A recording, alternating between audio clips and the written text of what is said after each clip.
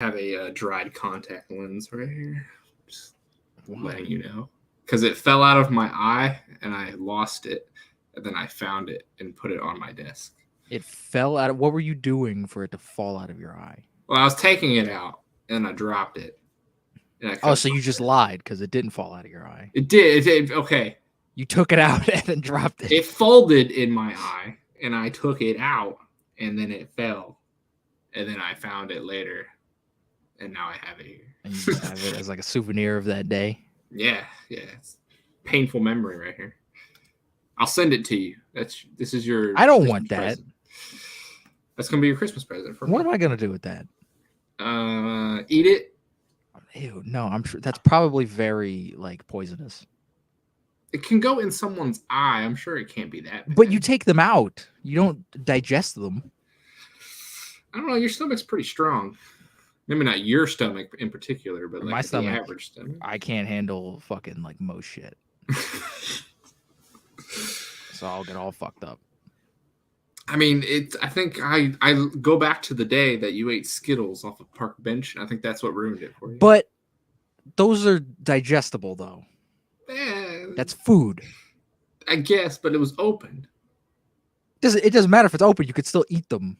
But they're designed to be eaten. Contact lenses are designed to go in your eye and be taken out. There could have been AIDS on those. There might have been. And that's probably why, like, I feel like dog shit all the time. I was gonna say that would explain a lot. Your life has just been downhill since you ate those Skittles. Like it really has been. So there was probably something like that. Somebody laced those fucking Skittles or something, and it's just fucked my whole body up. No, actually, like that day you died, and this is just hell that you've just been living. God. If this was all just one long like death dream, can it stop, please? Wade's like, wake me up.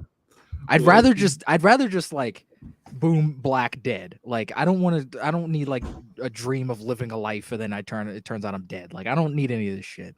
You know that like there's that weird thing that people talk about where it's like, yeah, your life is just you reliving your life as a fever dream and then you'll just die, and that's what happens. Like you're dying right now at the end of wherever your life is, and you're can I just die? Like, is that possible? Do I have to relive everything? What if that's what happens? What if when you die, you just forever just think about your life, and you never like actually die? Morbid as fuck. Because you know how they say like whenever you're sleeping, time like speeds up, but what if you're dying, time slows down, and like you're just forever in this dream state? I'm gonna devote my life to finding a way to stop that. Because that sounds awful. Wade's like, if I get demolished and none of my atoms exist anymore, I can't dream. So I can't do that. Exactly. In my will, I want my atoms demolished. Shot into space. I want to be amongst the stars. I want to be shot into the sun. I want to be like Starro. Welcome back to another episode of the Real Duo Podcast, the most mediocre podcast on the internet. I'm one of your hosts, Wade. I'm another host, Devin. What have you been watching the last couple weeks, Devin? Oh, so I've been watching a show for the past couple weeks because yeah. So I don't watch like I've been watching a show. I had to think about if I watched anything. Is it a show or a movie? It's a show. Oh, no, it's a show. I had to think about if I'd been watching anything else. I don't think I have. I've just been watching the show. So I've been watching Me and Derek finished Daredevil season 3, right? So we switched, and Derek was like, all right, I'm going to make you watch something. I was like, okay. And we've been watching Attack on Titan. And honestly, that show's pretty fucking dope. I got to admit. I've heard it's good. I like it. We finished season 1. Like it. We finished season 1. And I was like, my whole thing going into it, I was like, this show looks weird. Like, I've seen pictures of it, and I'm like, this show looks bizarre. I don't know if I'm going to be able to get into it. Like the whole premise, I'm interested in. It's kind of like Reverse Maze Runner, kind of Reverse Maze Runner. Like it's like their city. So he's running to find a maze. Yeah, there's not really a maze involved, but like, do you know anything about Attack on Titan? I know there's giants and they're naked, and people fight them. Yeah. So like there's the Titans apparently, and then like they're trying to the Titans are wiping out humankind or mankind because they eat people, and They built these like giant walls to protect them from Titans, and like a whole bunch of shit's going down in season 1 and stuff that I'm not going to get into because in case anybody ever wants to watch it. But so far, I'm digging it. There's some interesting things. I'm like, well, for one, I'm very confused, but that just might be because I'm an idiot. But I mean, that's a lot of anime. A lot of anime, you're kind of supposed to be like, what is this? Well, Derek keeps telling me, he's like, they'll explain everything. And I'm like, if they explain everything in season 3, I'm going to be upset. And he's like, well. Yeah, that's dumb. Yeah, that's dumb. Yeah, but so 8 seasons and we'll explain everything. There's only 4 seasons, so it ain't too bad. But I kind of like the mystery aspect of it, though, because I'm just like, I don't know what's going on, but I like learning about what's happening and stuff, learning about this world and all this. But yeah, it's pretty good. I like it. I think you should check it out if you ever get really bored with it. I've heard it's good. It's hard for me, like anime. I know everyone knows that I like rant about anime all the time, but like I'm just not a huge fan of that like art style. I'm sure there's plenty of great anime out there and great stories and whatever, but when there's like 15 seconds of just a solid face and just no motion, it's just like, this is boring. Like, what am I watching? I don't want to watch this. I think what makes it better for me is since I have to read to be able to like understand what people are talking about. Whenever that still comes up, I'm a slow reader, so by the time I get done, you're watching the subs. Okay. Yeah. Well, Derek was like, the English dubbed is like really bad. Like the acting is really bad. Every English dub is awful. So he's like, we gotta watch it with the correct. Good. I'm glad Derek watches shit dubbed. I'm glad he's not one of those assholes that's like, oh, I don't like reading. So yeah, the act, I don't like. I feel like they're acting pretty well based on like how they are saying stuff compared to what's happening. So I feel like it's been pretty good. But yeah, whenever like the still comes up, the still of like somebody's face and they're like doing something, I have to read, and I'm a slow reader. So by the time I get done, they go on to the next still, and I'm like, oh, okay, cool. I mean, that's fair. And then when like action is happening and it's not just a still, usually people aren't talking, so I can pay attention to the action and stuff. So. That's fair. So yeah, it's not too bad. I've heard it's good. It's just it's hard for me to like get into TV just in general. Like it's got to be like Attack on Titan episode 1 better be like the coolest fucking shit ever. I wouldn't say it's like the coolest shit ever, but I ain't watching it. But no, but it does set up like, but it's like a cliffhanger ending. Like you're kind of like, okay, I need to see what happens. Oh, so I have to watch this whole fucking show. Yeah, basically. Like you're just like after the first episode, I was just like, okay, what? I don't know what happened right there, but I want to know what happened. So I want to continue on, and then it just kind of goes from there. So I might check it out at some point. There is some good action, and Derek says that season 4 is the best so far. It's still coming out. Like season 4 is coming out like right now as we're talking about this. It's not out completely, but he's like season 4 so far is possibly the best thing I've seen since Breaking Bad, is what he said. I was like, okay, fuck, that's not true. I can tell you. I was like, okay. He's like, you know how Breaking Bad doesn't have like a single like down episode?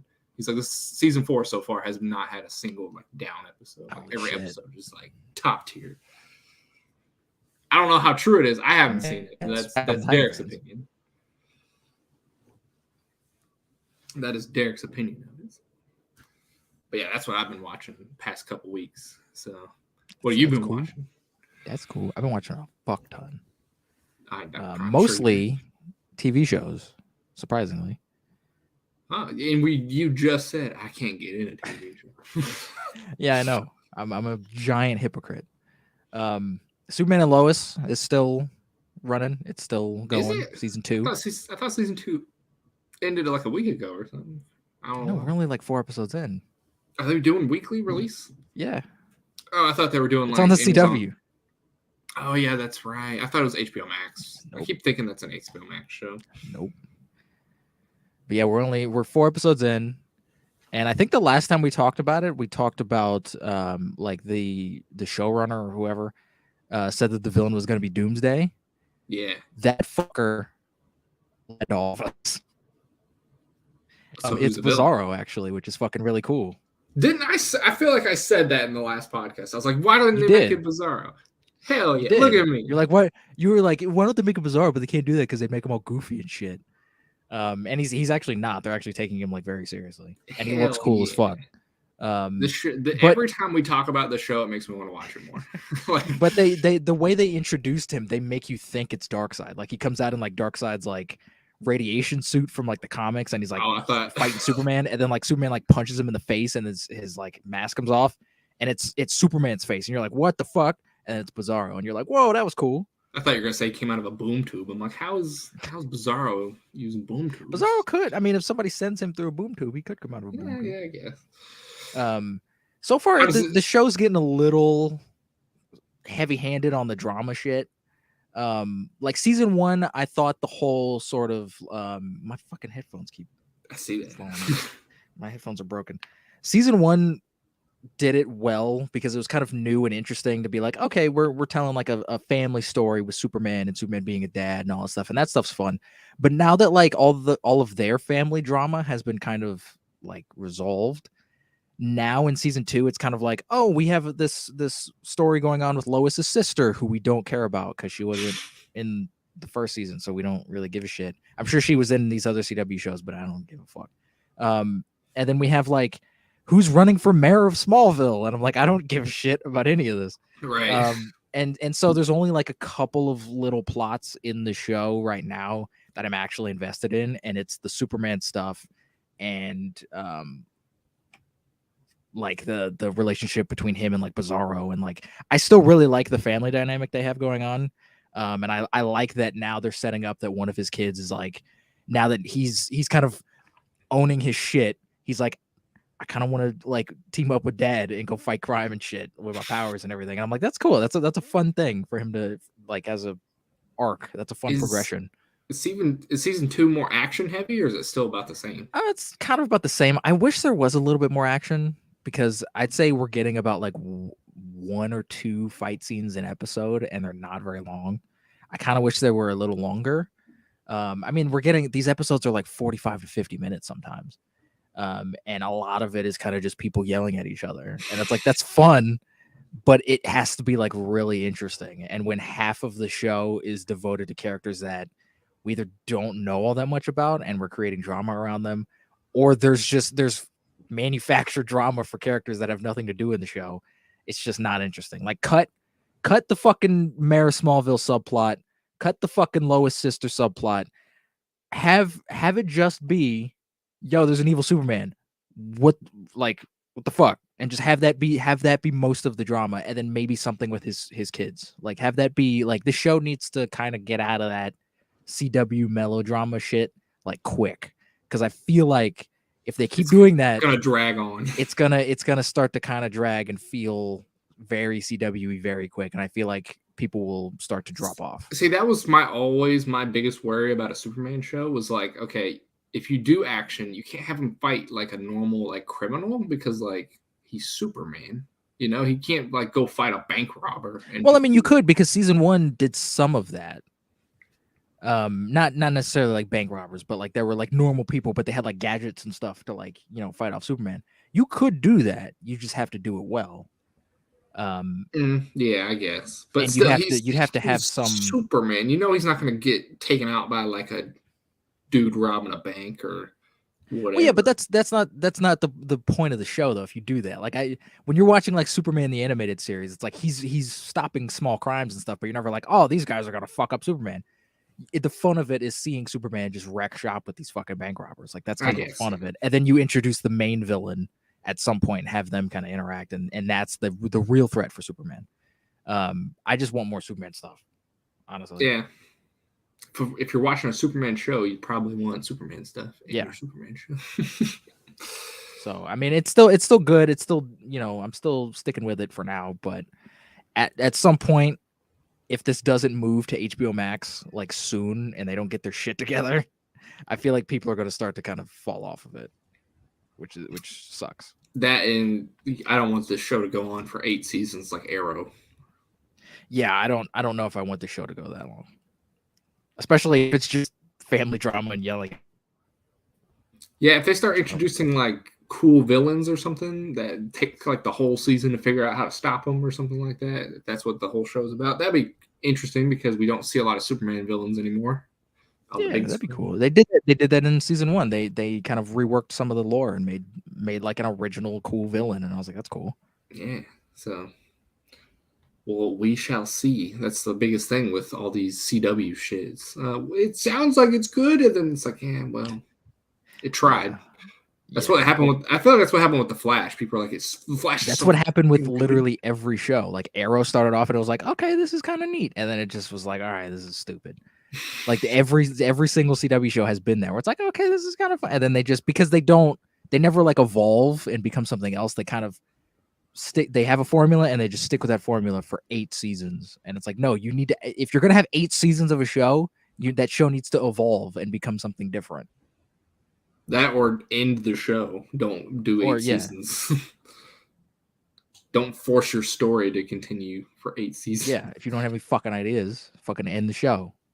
Just think about it. I think the CW has more superhero stuff than like all the DC or Marvel stuff like combined live action wise. It's probably CW has more. Oh, probably in terms of like hours, probably. Yeah. Which is insane. And most of it's like teen drama bullshit. Yeah. Like, it's dumb. We need to end this CW shit. I'm surprised the CW just is continuing to pump out this stuff. I don't know. I mean, they're slowing down because they were pumping out shows left and right, and now they're kind of slowing down. Now we really only have, I think there's like 2 or 3 CW shows left, and they're not really introducing any more. So yeah.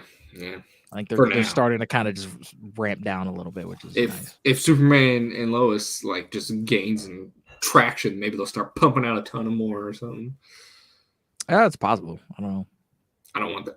I want the CW to end. Put everything on HBO Max because HBO Max seems like they know what they're doing better. Put everything on HBO Max because they've got some. So far, most of their DC shows have been good. I wasn't huge into Titans, but I know people like that show.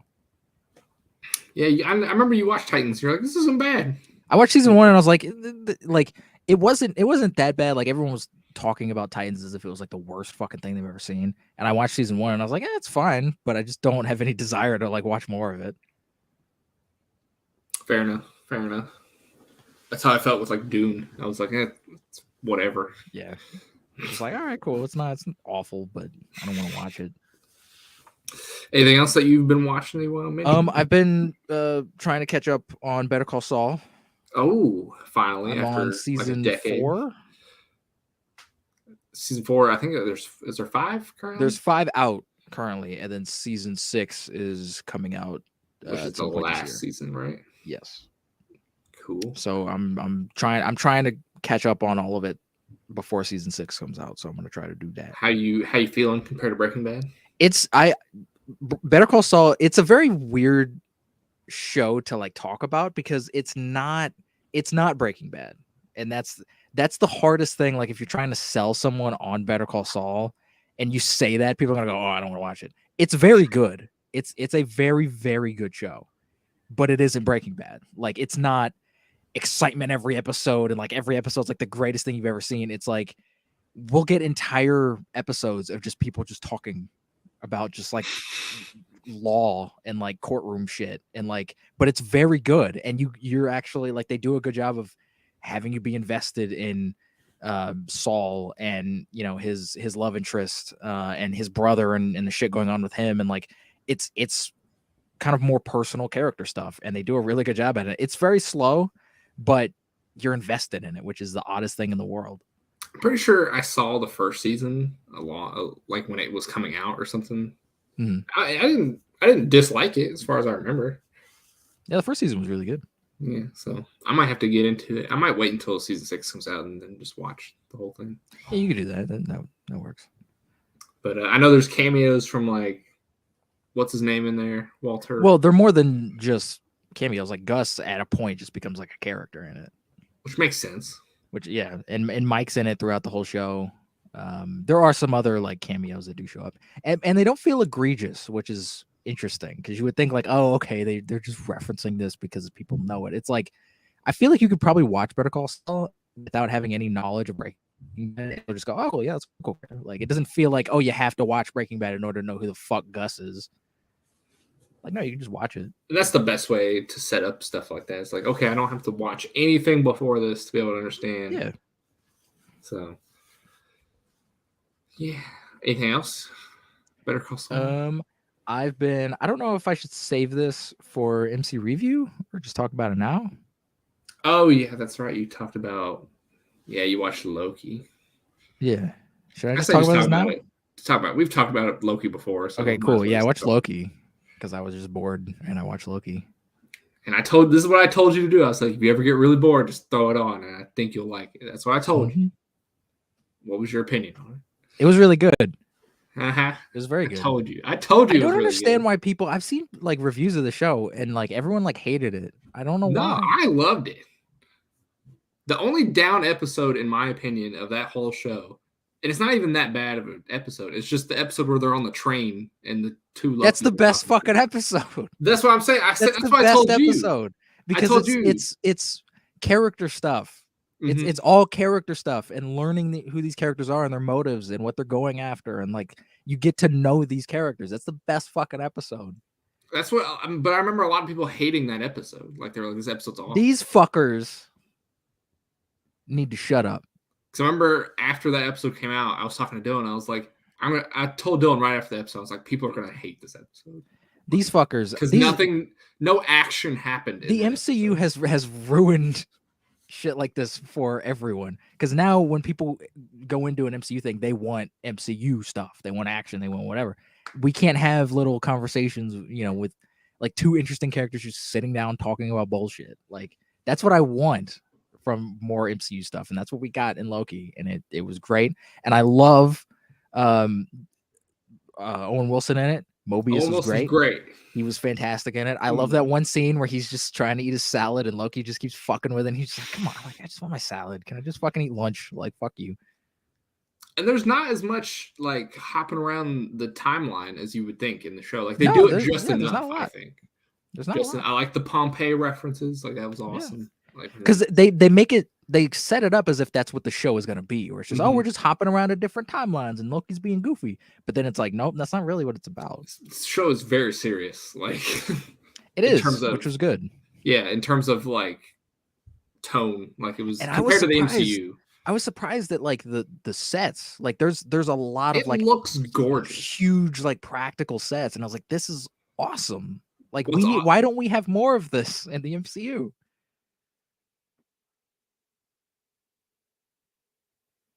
Up and it shows like all these floors and stuff. I don't know if you remember that. Like it was like a bunch of levels with a bunch of floors and stuff. Yeah, like, well, I think that might have been CG. That's actually a real place. They went to real? Like a hotel. It's a hotel. I don't remember where, but they went there and they filmed that. Like it was that's like a real hotel. What? That's fucking cool, man. Yeah. Why don't they do this with everything? I don't know. It bothers me. Well, like WandaVision was a real set. WandaVision, yeah, but WandaVision was also like unique and cool. Yeah. But like with every other MCU thing, it's like, no, we're gonna film outside, but then we're gonna just green screen everything anyway. So it's like, why film outside? What's the purpose of doing any of this? I honestly don't know about Falcon and Winter Soldier, if that is a real set or not. I'm sure they had some, because Falcon and Winter Soldier definitely, like a lot of it was like, hey, we're just gonna film in a house. Like, yeah, I'm sure they did, but like I'm talking like I want to see more like big, like we had to build this fucking thing for this. Eternals did that for this show. I think Phase 4 maybe they might be going more in that direction. Good. The only two movies, like Shang-Chi and Black Widow didn't because COVID and stuff, so I don't think they really could. Sure. But I think we're starting to go into that more. Also, my biggest thing about Loki, like my biggest little thing that I love, is that the TVAs, like all their technologies, like from like the 80s. That was awesome. I love that. Like when we see them, they're just like they just work at like a normal office. Yeah. And everything's like shitty, and I'm like, this is great. This is awesome. It reminded me a lot of I don't know if you've seen the movie Brazil, but it reminded me a lot of that, where it's kind of sci-fi, but everything like is just like paperwork, and it feels like an 80s like grungy office. Yeah. And I was like, this is awesome. And how'd you feel about Jonathan Majors? I've heard a lot of people complain about his performance. They were like, oh, he's like hamming it up and whatever. He is. That's the entire point of that character, and I love. He's also not the Kang that you're used to. He's a variant of the Kang that you're. Yeah, but even if he was Kang, I just figured like he's a guy who's been around forever, and he just doesn't give a fuck anymore. And he's just like, I'm gonna be a weirdo. Like, that's awesome. I hope Kang is played that way. True. Plus, it'd like, be look, I've been here since the dawn of time, motherfuckers. I know everything that's gonna happen. I don't care. I'm having fun. Plus, it'd be a very different from Thanos, who's very serious. Yeah, so definitely. You don't want two serious villains back to back, I would say. Yeah. But yeah, I'm totally down for more Jonathan Majors. Can't wait to see him in Ant-Man 3. It's gonna be awesome. A. So yeah, the ending to Loki is kind of like messed me up. I was like, dang, I really didn't think it was gonna end this way. The first season. I didn't know it was like a season 2 thing or whatever. I heard that it was originally just supposed to be one season, like one 12-episode season, and then because of COVID, they had to like split it in half. That might be true. I don't know. But I'm excited for season 2. Yeah, I'm excited. I know they're filming, I think right now, and they're going to finish this summer. Good. So the only thing that would ruin this show for me is if they somehow like bring this Loki over into the main timeline. I don't want that. I don't think they will. I don't want that. I don't think they will. Maybe they might have him just like talk to Thor and then he leaves or something, like to give him like an ending or something for the show. But I don't know. No. I don't want this Loki to interact with any of the main shit. I love that this is just like a random one-off like side adventure type of thing. I love that. Honestly, like I like how this Loki, like he's from the 2012. He's the 2012 Loki, and he's kind of that way until he sees his life, like after like Infinity War and how he dies and stuff. And he kind of changes after that. He becomes like a little bit more humbled. I've seen people say that like his change was too quick. I don't think he's still that Loki throughout the whole show. He still is that kind of like egotistical, like, oh, I can get out of this. I'm fucking Loki. Like, what the hell are you talking about? He's just a little bit more self-aware of what he's doing because he now that he's seen his entire life and that his story just ends with him dying, he's kind of like, well, that sucks. Like, right. I don't just want to be that. Like, I don't want that to be, my legacy is I just die on a fucking ship somewhere. Like, that sucks. Like, he still is that egotistical, like, fun Loki, but he just wants a little bit more out of things, which I thought that's a testament to Tom Hiddleston's performance because he could have definitely played it differently, but he found a way to keep it the same while also kind of doing something new with it, which is fun. How'd you feel about the other Loki variants that we saw? I wish we saw more of them. They're in one episode, and I was like, I want more of these guys. Yeah, I liked the older Loki, the one that got away from Thanos or whatever, and he sacrifices himself. I don't remember which actor it was who played him. Richard E. Grant. He was great. Yeah, he was good. He was really good. And the kid, I love how they make the kid Loki so badass. They're like, what did he do to break the timelines? Like he killed Thor. I'm like, holy shit. That's freaking insane. I'm a little confused with the whole timeline thing. So are there multiple? Are there, because they keep talking about there's one sacred timeline. So are there multiple timelines that exist, or did they stop other timelines from existing and that's what the variants were? They stop other timelines from existing so that Kang variants don't exist, so that they can't overtake the main Kang. But how do they do that? Because like, how are there other variants even still around if they stopped the other timelines from existing? They would have to exist at some point. They're like the Loki that we saw in this episode. Like they escaped their timeline before they got destroyed. Their timeline got destroyed, and they're like hopping. So at one point there had to be multiple timelines, right? Yeah, that's what like in order for them to stop them, they had to.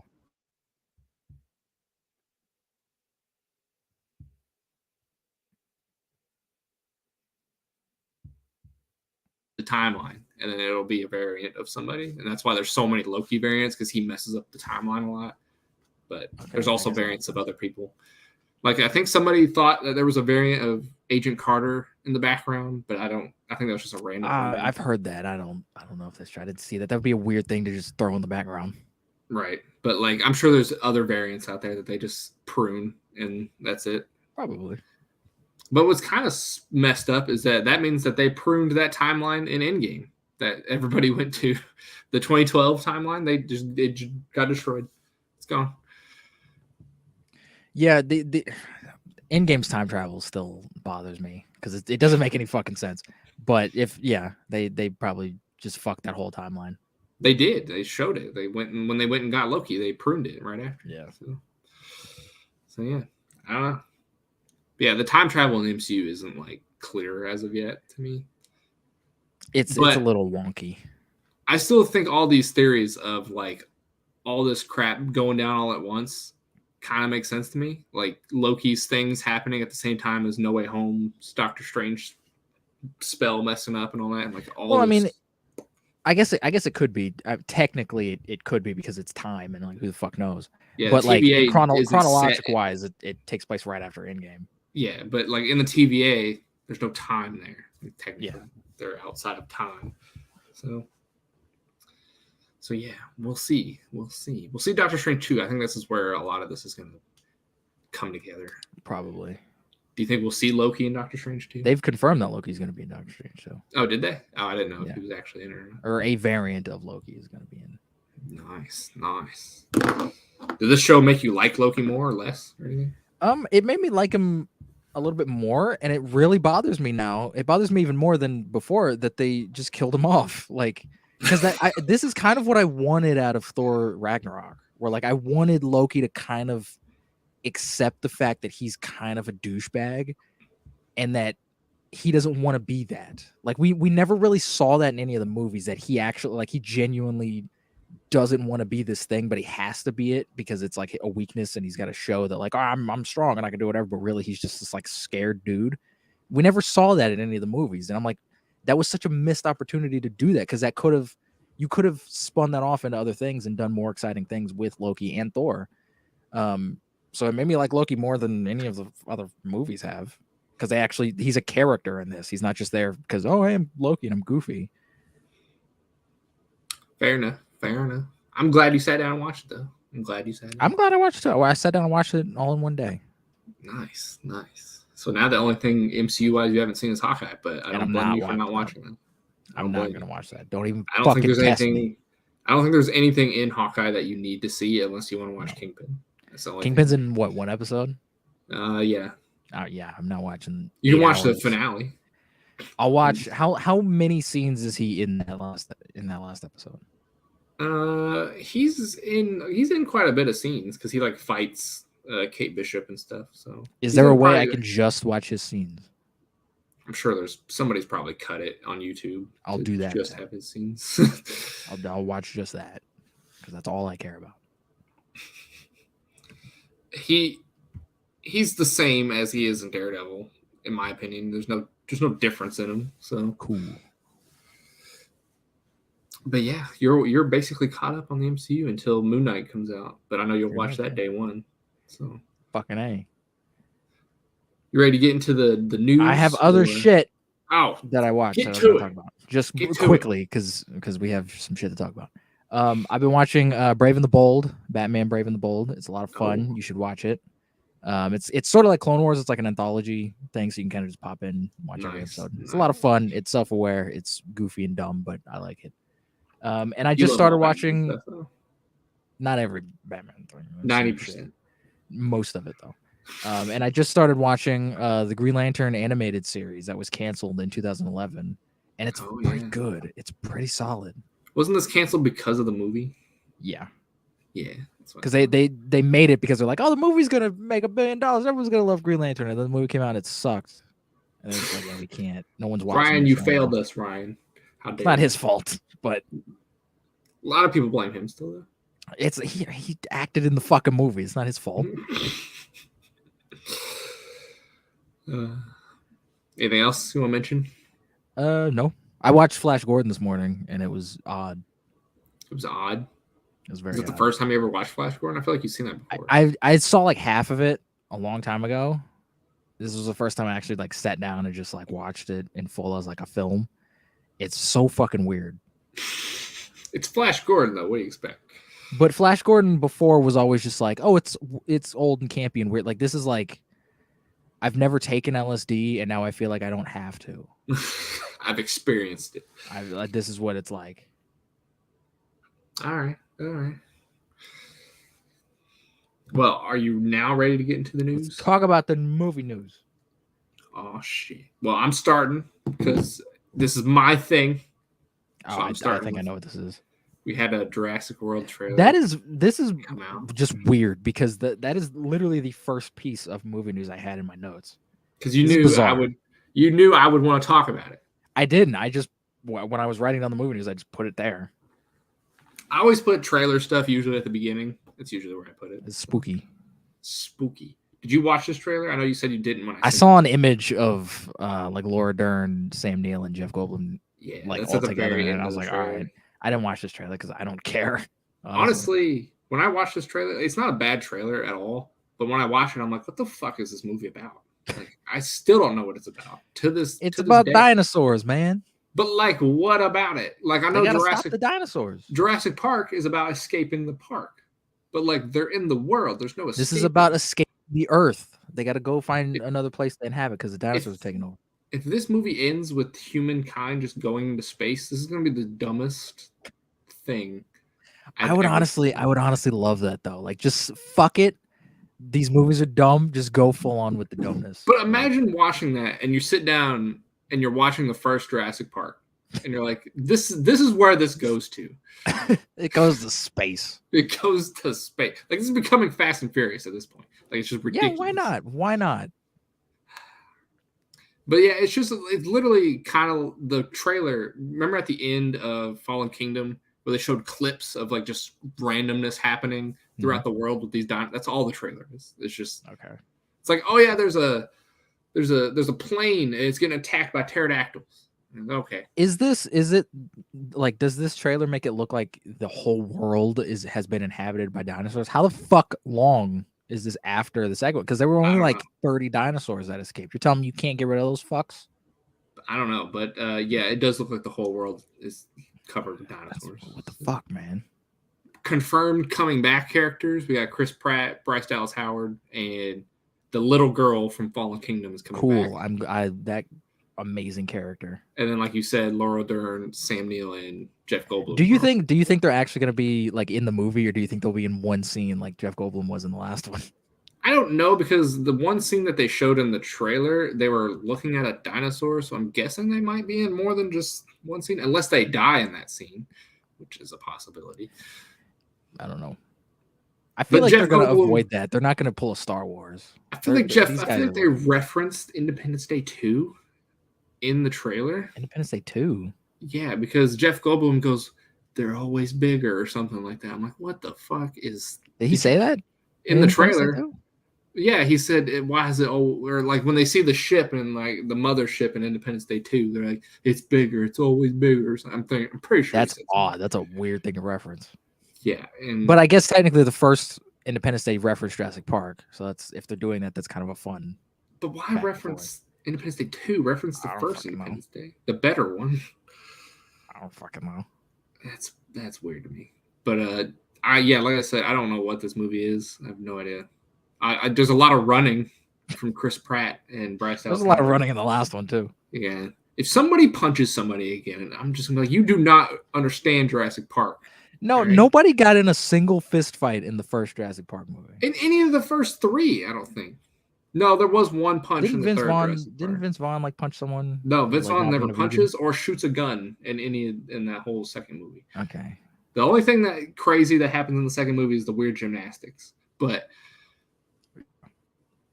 somebody does punch somebody off screen in Jurassic Park 3, so I guess you can say that counts. Yeah.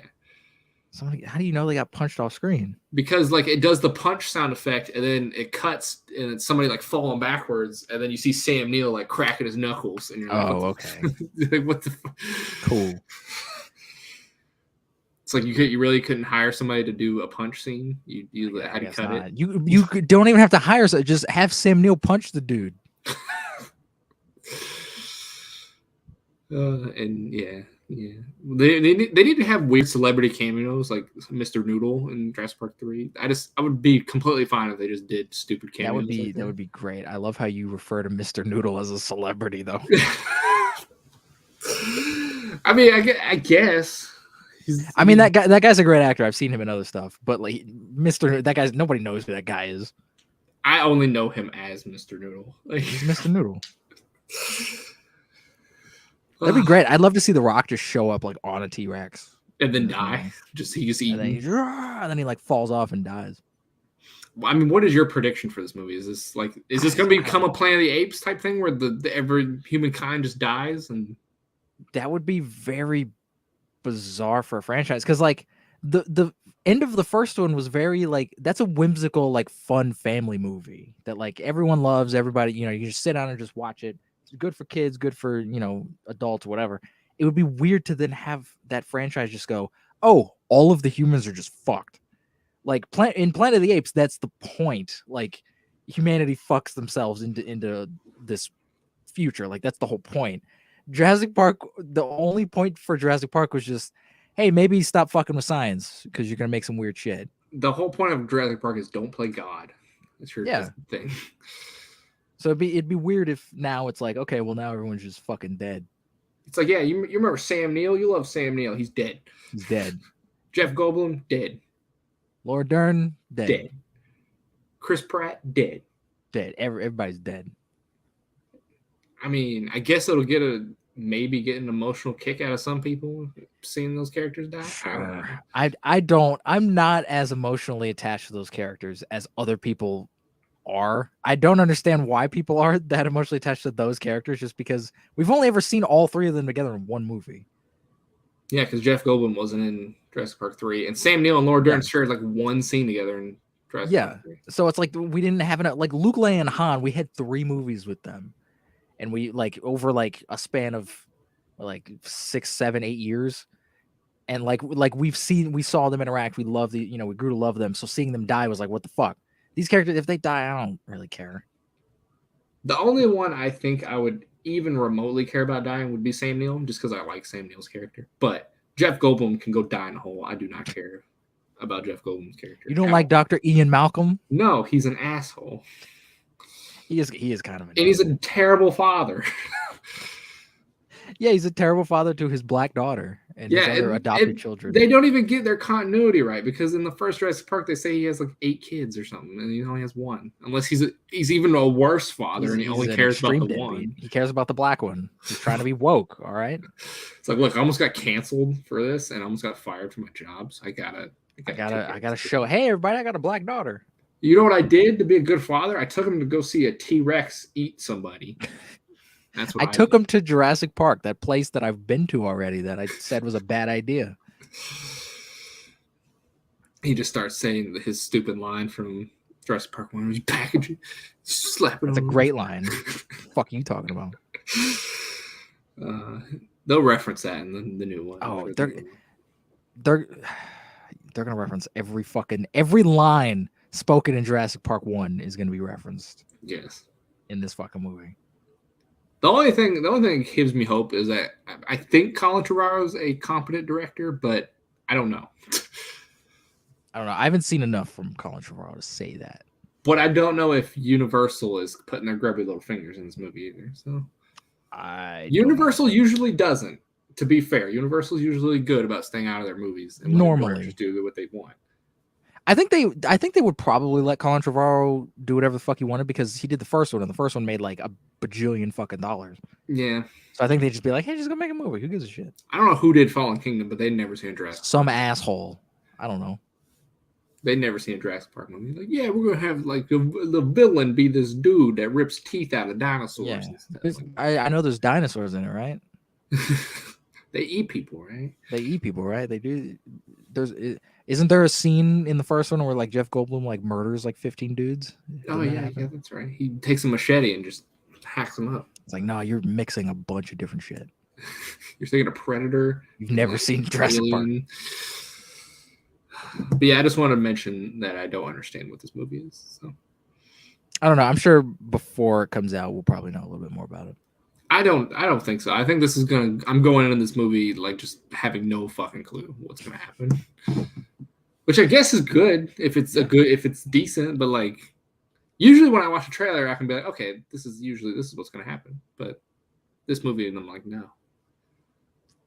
I don't know, we'll have to wait. The last time that happened was that I watched a trailer and I had no clue what was going on, but it kind of looked interesting. Was freaking Dark Tower. And that didn't turn out well. So. Yeah, that was bad. So that, and I forgot, and Star Wars Episode 9. I had no idea what that movie was about either, based off the trailer. I mean, yeah, I didn't either, but I didn't care at that point. What other movie news do you have? That was my main one. Speaking of not caring, Ron Perlman has come out and talked about Hellboy 3 a little bit. Are they actually doing it finally? He said he's way too old to be Hellboy, but he'll still do it if the fans want it. Go for it. I don't think he's that old. I mean, he can still fuck somebody up. He'll be in so much makeup, it wouldn't matter. Just deal with it. It wouldn't matter anyways. Yeah. I still think Josh Brolin would be a great Hellboy, but Josh Brolin would be a horrifying Hellboy. He would, but he'd be amazing. He would. He'd be great. So that's my two picks. Either do Hellboy 3, or if you're going to do another Hellboy reboot. I want, especially after that atrocity that was the Hellboy reboot, do Hellboy 3. Play it safe. Go back to what people know. Go back to what people like. And just finish the fucking trilogy. And then after that, you can do whatever the hell you want. If you want to make Hellboy gay and black, do it. I don't care. Finish the trilogy. He's going to become rainbow colored. Because the second movie ended on sort of a cliffhanger. And Del Toro had an idea for what he wanted to do with 3. So just fucking bring his ass back. He's doing 1 million movies a year. He can do this. And just finish the story. Do it. Do it. I still can't believe you almost walked out of the other Hellboy. Like, if you saw it, it wouldn't be that unbelievable. I remember you coming back and you were just like, yeah, I almost left the theater. I was like, what? He's like, you were like, the only reason I stayed is because I paid for the ticket. Yeah. If somebody else would have paid for your ticket, you would not have stayed. Is that what you're saying? Yeah, definitely. And if it was a cheaper ticket, I probably would have left too. It was like $10. And I was like, I paid $10. I paid to sit in this chair. I'm gonna fucking sit. Like if it was on like Netflix or something, I would have turned that bitch off like halfway through and just never watch it again. That bad. It was. I might just watch this because it's that bad. But it's not fun bad. You're gonna sit there and at the end of it, you're gonna go, why the fuck did I just waste 2 hours watching it? It's not Spawn. It's not fun bad. It's not Spawn. It's Spawn if Spawn wasn't entertaining. Spawn is entertaining though because it's bad. Exactly. This is bad. Is it boring bad? Is that why? Sort of. It's kind of boring. It's trying way too hard to be like a Marvel movie. Where like everybody's quippy and jokey and sarcastic, and it's like, what the fuck is this? The MCU is on one hand keeping the theater business alive, but on the other hand killing it. Sort in a way, I see what you're saying. In a way, it's not their fault that everyone's trying to ape their shit. Yes, but everyone is doing that. People see that and they're like, that makes money. Let's do that. Yeah, but it's like, don't just copy the same thing because you're not going to do it well. Right. Marvel has been doing it for years. They know what they're doing. They know what. Yeah, they know what they're doing. Butts and seats. It's their shit. But yeah, like I said, on the other hand, they're keeping the theater business alive because nobody goes to see movies anymore unless it's a Marvel movie. So. Yeah, and that kind of is a little upsetting, but at the same time, I would be grateful. Spider-Man in the theater. I was gonna say I'd be grateful if you want the theater business to stay alive. You better be grateful, Marvel. No, but I want the theater business to stay alive, and I'm glad Marvel's keeping it alive. But just the fact that people only go see movies in theaters unless it's like Spider-Man, like that pisses me off. People are gonna go see Batman, like that. People are gonna go see that. I hope so. I really hope so. I don't know. DC has been kind of putting a bad taste in people's mouths lately. I mean, I know. Like DC fans are gonna go see it, obviously, but like I don't know if like mainstream audiences even like give a shit about another adaptation of Batman. Like, do people really care? It's like we just had Christian Bale and Ben Affleck. Like, come on. Yeah. Like, I think it's a little too soon for people to give a shit about Batman. I don't know. We'll see. People have been hyping this trailer up, so we'll see. I haven't seen any of the trailers. I've heard they're like incredible. I haven't seen any of the trailers. I saw the first trailer. That's the only one I watched. It's the first one. The first one was pretty good. I saw the first one. First one was pretty good. I haven't seen the other ones. But we'll get back into Batman later because I do have some Batman news later. Speaking of amazing trailers, apparently Simu Liu joins the Barbie movie. Why?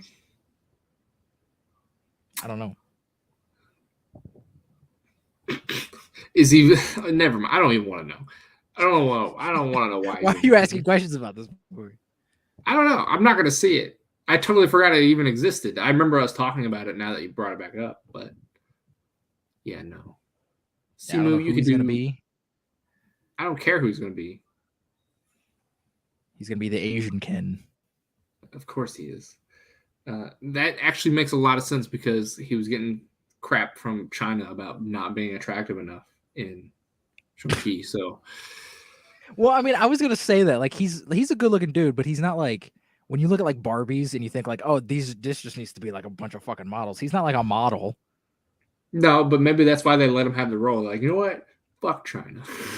we feel bad that China made fun of you for being ugly, so we're gonna put you in this. We're gonna make you a model in this. It's like, okay. I mean, maybe they could. Yeah. As long as he does, if he like karate chops Barbie in the face, I'll go see this fucking movie. Who's playing Barbie?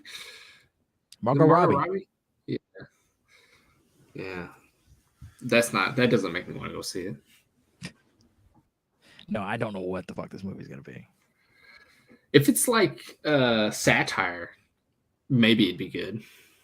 Sure, yeah. If it's like a goofy, like, hey, we're aware. Like if fucking Phil Lord and Chris Miller made this would be the greatest thing ever. Oh, yeah, it would be. I'd go see that day one. Why aren't they making this? Fuck. Because they probably want a real shit Barbie movie, if I had to guess. But what is that though? What does Barbie do? She exists. She drives her pink Corvette or whatever. That's what she does. Cool. Is that the whole fucking movie? It's just Mean Girls. It's gonna be like that Tom Hardy movie where he's locked in a car for like 90 minutes. Like they're just gonna remake that, but with Barbie. I don't want that. It's just Mean Girls again, but with Barbie. Fuck me. Mean Girls sucks. By the way, I know everyone has this like everyone loves Mean Girls. Mean Girls fucking sucks. They do white chicks, but Fuck it's not about people dressing up as chicks. It's just the chicks. It's just white chicks. Yeah, it's just white chicks. There's no dudes dressing up as chicks. I'm more excited for White Chicks 2 than I am the fucking I don't know. It's going into that boat of Coming to America 2 where I'm just like, I don't know about the sequel. It's going to be White Chicks 2 is going to be terrible. It's going to be awful. I'm just saying if I have to sit through one of them, I'd rather sit through that one. I still can't believe they're even talking about making a second one. So. Yeah, I don't know. I highly doubt we're ever actually going to see that movie. No, the first one is so offensive nowadays. Like people would lose their goddamn minds. It would be amazing if this one was called like Black Dudes or something. And it was about white chicks, like actual like the white girls in the movie having to dress up as black guys. That would be fucking incredible. That would get canceled so fast. I don't care. Do it. Have people's some balls. Heads would explode. Have some fucking balls and do it. People's heads have would explode. Terry Crews dressed up as a white girl. No, don't do Terry like that. Have him. I bet you he pitched that idea to them. I'm sure he did. He's like, "We making a sequel? Can I dress up as a white chick?" Like, I'm sure he said that. My boy Terry. No, Terry. That's gonna happen in the movie. What else? What other news we got? Speaking of black dudes, Zack Snyder's new movie Rebel Moon has cast some Justice League alumni. Oh. Who we got? It's rumored that Henry Cavill is going to be in it. It's not official yet, but it's rumored that he's going to be in it. It's rumored that Jared Leto is going to be in it. And it's official that Ray Fisher is in it. I'm all for Henry Cavill being in more stuff. I love Henry Cavill. Yeah, but I like Henry Cavill too. Ray Fisher, I don't really care about. I'm gonna be honest, but he's never gonna work in Hollywood again unless it's something Zack Snyder. Yeah, just because of all the crap that he went through with Josh Whedon. Yeah, he's burned so many bridges that Zack Snyder will keep him employed, but that's about it. Yeah, Jared Leto, Henry Cavill, though, that's cool. I'm down for that. I don't hate Jared Leto. Weird cat. It is. I don't hate Jared Leto like a lot of people do. but I don't hate him. I think he's a very bizarre human being, and he makes some questionable acting choices. I don't hate him. I don't know the dude enough to hate him. Like, he's a weirdo, but I don't hate him. No, you met him on the street, be like, Jared Leto, I hate your guts. I probably would if I met him, but I haven't met him. Be like, you're Morbius. Get away from me. Fuck you, Morbius. You're just walking down the street. No, imagine Jared Leto. He's just wearing a hood. He's trying to be like incognito, like walking down the street, and then all of a sudden somebody just passes him. They don't stop him. Just passing by, just go, fuck you, Morbius. And he's like, what the fuck? What the fuck? Maybe if Morbius is terrible, maybe that's what people will do. I don't know. People are going to do that whether it's terrible or not. Fair enough. You'll do that whether it's terrible or not. Fuck yeah. Fuck you. You're the Joker. All right? Blame Warner Brothers for that, though. I'm going to blame everyone. Not him. Even though people didn't like his Joker in Suicide Squad. It wasn't a great Joker. That's his fucking fault. He played it too campy. He made the weird decision to be Jim Carrey in that movie. So who's your inspiration? Jim Carrey. It's like, what? Speaking of Jim Carrey, there's some Jim Carrey news. What we got? Have you ever seen The Cable Guy? I have. Larry the Cable Guy? Or Phil the movie The Cable Guy. Starring James Carrey. James Carrey. No. Well, apparently he's coming back as that character for a Super Bowl ad. I heard about this. I don't know what is the ad for. I think it's like for Verizon or some shit. What a weird thing to bring back. It's very well. I'm glad, at least it's not a movie. This whole Super Bowl is about bringing people back like that. The halftime show is about all the awesome. Who gives a shit? Like, why are people just gonna be sitting there watching Super Bowl? Go, oh shit, the Cable Guy. Like, no one's gonna do that. Maybe. I mean, the halftime show is like Eminem and Snoop Dogg and stuff. So like, that sounds awful. I think it's Eminem, Snoop Dogg, Dr. Dre, and somebody else. There's another person. Old fogies, just 60-year-olds. That's the whole point. They're bringing back all these old people. That's the theme. I didn't know the Super Bowl was themed. Yeah, that's what the theme is. I'm guessing that's why they're bringing back Jim Carrey for Larry the Cable Guy as a commercial. He's not Larry the Cable Guy. Whatever. Now, if he was playing Larry the Cable Guy, I'd be far more interested in this. They'd pitch that. It should be like, hey, Verizon, whoever's making this commercial, make him Larry the Cable Guy. Make him Larry the Cable Guy. It's like, well, we can't do that because that's a real person, and we have to like get his life rights. It's like, I don't care. Do it. Have Larry the Cable Guy in the commercial, and like Jim Carrey looks in the mirror and he sees Larry the Cable Guy as himself. Like, what is this commercial about? Like, we're doing all this weird shit. What is this about? Are we trying to sell? They're like, buy this phone at the end. No, it's just that dude. If a company did some weird shit like that, I'd the commercial makes no fucking sense, but at the end they just look at the camera and go, buy this. Like, I would immediately go out and buy that, whatever it is. I don't care how expensive it is. I will buy that. That company gets down. All right. It's like this company knows commercials are dumb. They know their shit. Because I've never sat down for a commercial and I'm just like, I need that right now. I never once has. I usually forget about commercials after I see them. Maybe if it's a food commercial, I'll be like, that sounds good right now. But like, I usually don't go out and just go buy it right after seeing the commercial. Fuck, that Big Mac look tasty. I gotta go to Big Mac right now. I gotta go get a Big Mac. Speaking of, this is weird off topic. Have you seen this new thing from McDonald's? It's freaking. What new thing? What is it? It's called like the land, sea, and air sandwich or something. What is it? Just like it's like sand in a bun?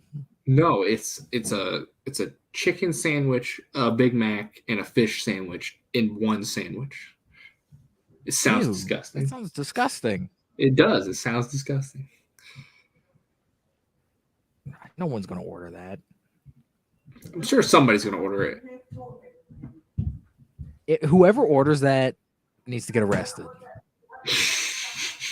You tell me you wouldn't as try they order it, a cop needs to just come out and just like arrest them. No, because fish, beef, and chicken don't go, like, you can't eat them at once. They don't go together. Right. Like, I don't go to McDonald's and get 3 different sandwiches.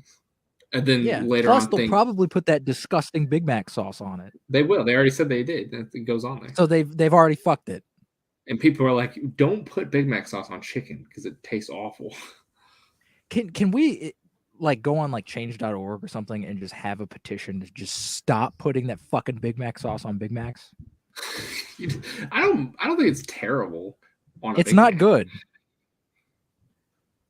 But when I go to McDonald's, I'm not sitting there like, yes, I want something that tastes amazing. No, but I mean, I want something that has some taste to it. I don't want to eat shit. It has some taste. It just tastes like shit. I don't want to taste shit. Oh, speaking of, this is another off-topic thing. I did watch Step Brothers yesterday because we were talking about eating shit just now, and it just reminded me of it. I did watch Step Brothers yesterday. Oh, yeah. He doesn't eat shit. He licks it, but... Nah, he does say later on in the movie he has a belly full of white dog shit, so I'm thinking maybe he ate it. That's one of my favorite lines in any movie ever. I have a belly full of white dog crap on me. Now you lay this shit on me? That's fucking hilarious.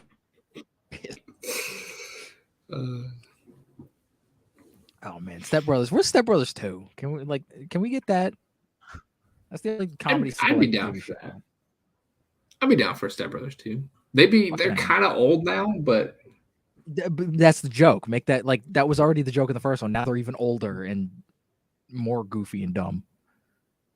But they kind of like made amends at the end of Step Brothers. Get 2 different people. I don't know, to be do a reboot. Get like Seth Rogen and like Paul Rudd.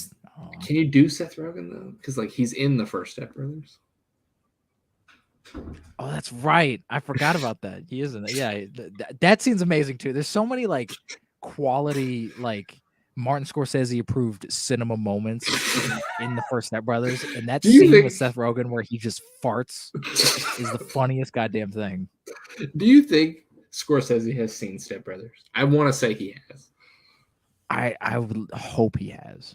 I would love to sit down and have him watch it. If he hasn't, I want to see his reaction to that. I would love to watch that with Scorsese, and then you just look over at him and he just wants to die.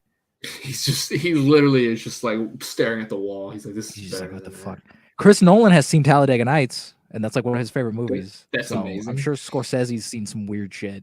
That's amazing. I'm sure there's some terrible bad movie that Scorsese just loves for some reason. There has to be. There fucking has to be. I hope he loves like Samurai Cop or some shit. Honestly, Samurai Cop was the first thing that popped in my head.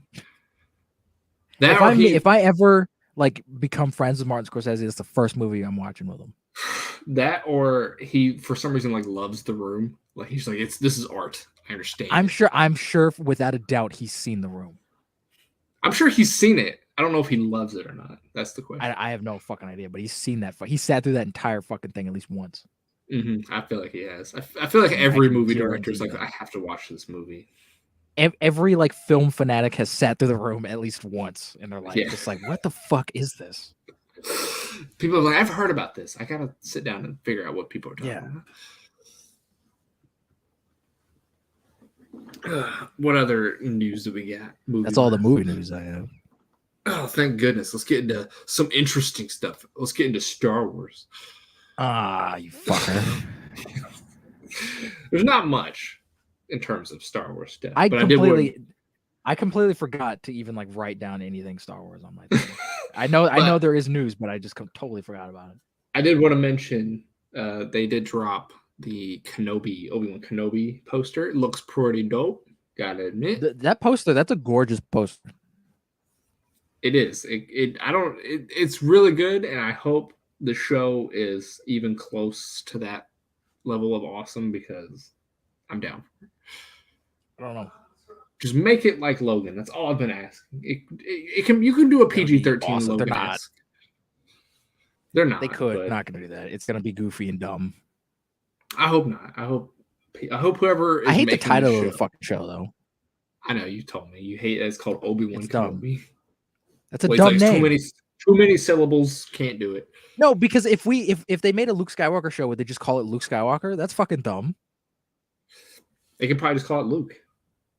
That's dumb also. They could call it Luke, and it's about the Luke.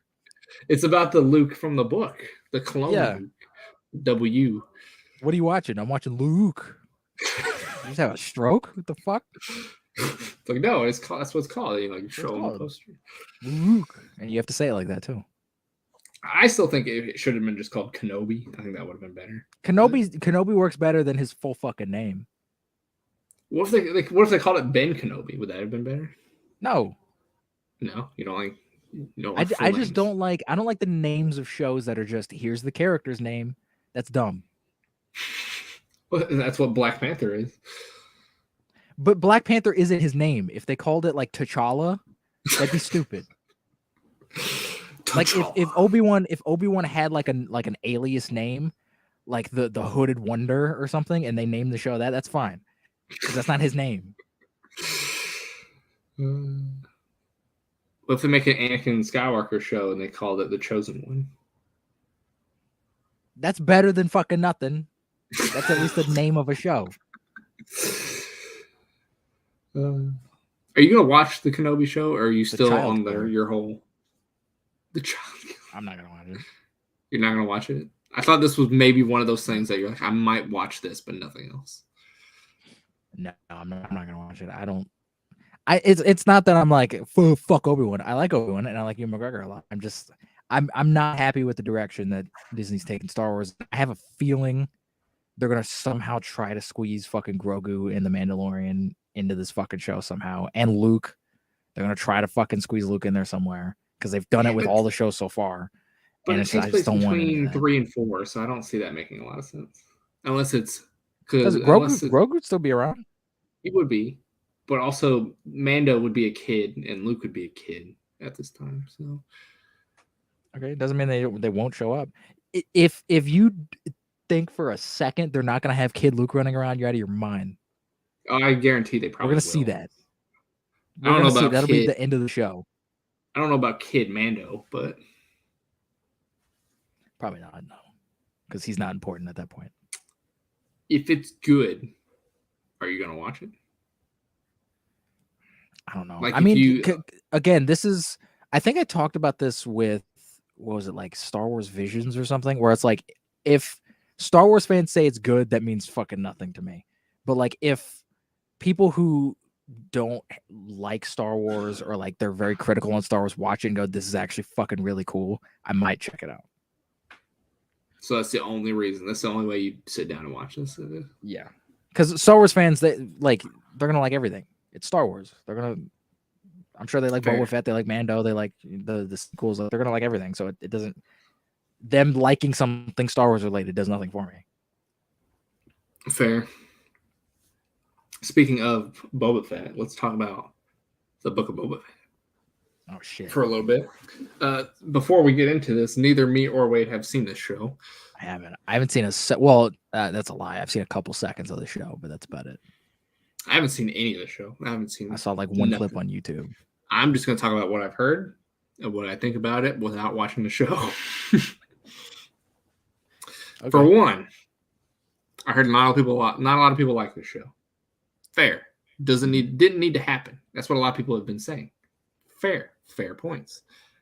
2, why the hell is Boba Fett the side character in his own goddamn show?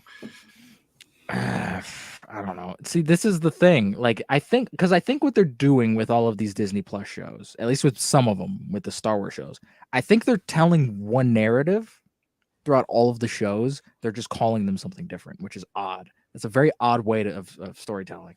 Because it seems like when they brought in the Mandalorian in Book of Boba Fett, it seems like that's gonna tie in to Mandalorian season 3. So it's like you have to watch Book of Boba Fett in order for like some things in Mandalorian season 3 to make sense, because otherwise you're gonna be like, how the fuck do you get Grogu back? And you think that's gonna be the same way like the Ahsoka show is gonna be? Like you kind of watch probably Mandalorian and Book of Boba Fett before you understand what's gonna happen in the Ahsoka show? Probably. I'm sure they're gonna show up in that show. I know Luke is in Book of Boba Fett, Spoilers for people who haven't watched it, but Luke is in it. Yeah. It's young Luke. Mando's in it. Ahsoka's in it. I'm pretty sure Ahsoka's in it. Yeah, she shows up for like a second. So yeah. And then like the last 2 episodes, apparently Boba Fett's like not even in the episodes. So yeah, I don't know. It's weird that they decided to have a show based on Boba Fett and then just have 2 episodes that just aren't even about him. Like that is a very odd choice. It's almost like they had some footage from The Mandalorian season 2, and they're like, "Yeah, we can throw this in here. We don't really know where to put it, so let's just put it in here." I mean, yeah, but then why wouldn't you just save it for season 3 then? Because like we got other stuff we got to do in season 3. Well, then don't put it in this other show. I don't know. It's weird. It's weird to me. I'm probably gonna watch this sometime this next couple weeks because it's all out finally. I'm gonna just power through it. Really? You're gonna spend time watching this fucking show? Only because I'm interested in Mando season 3.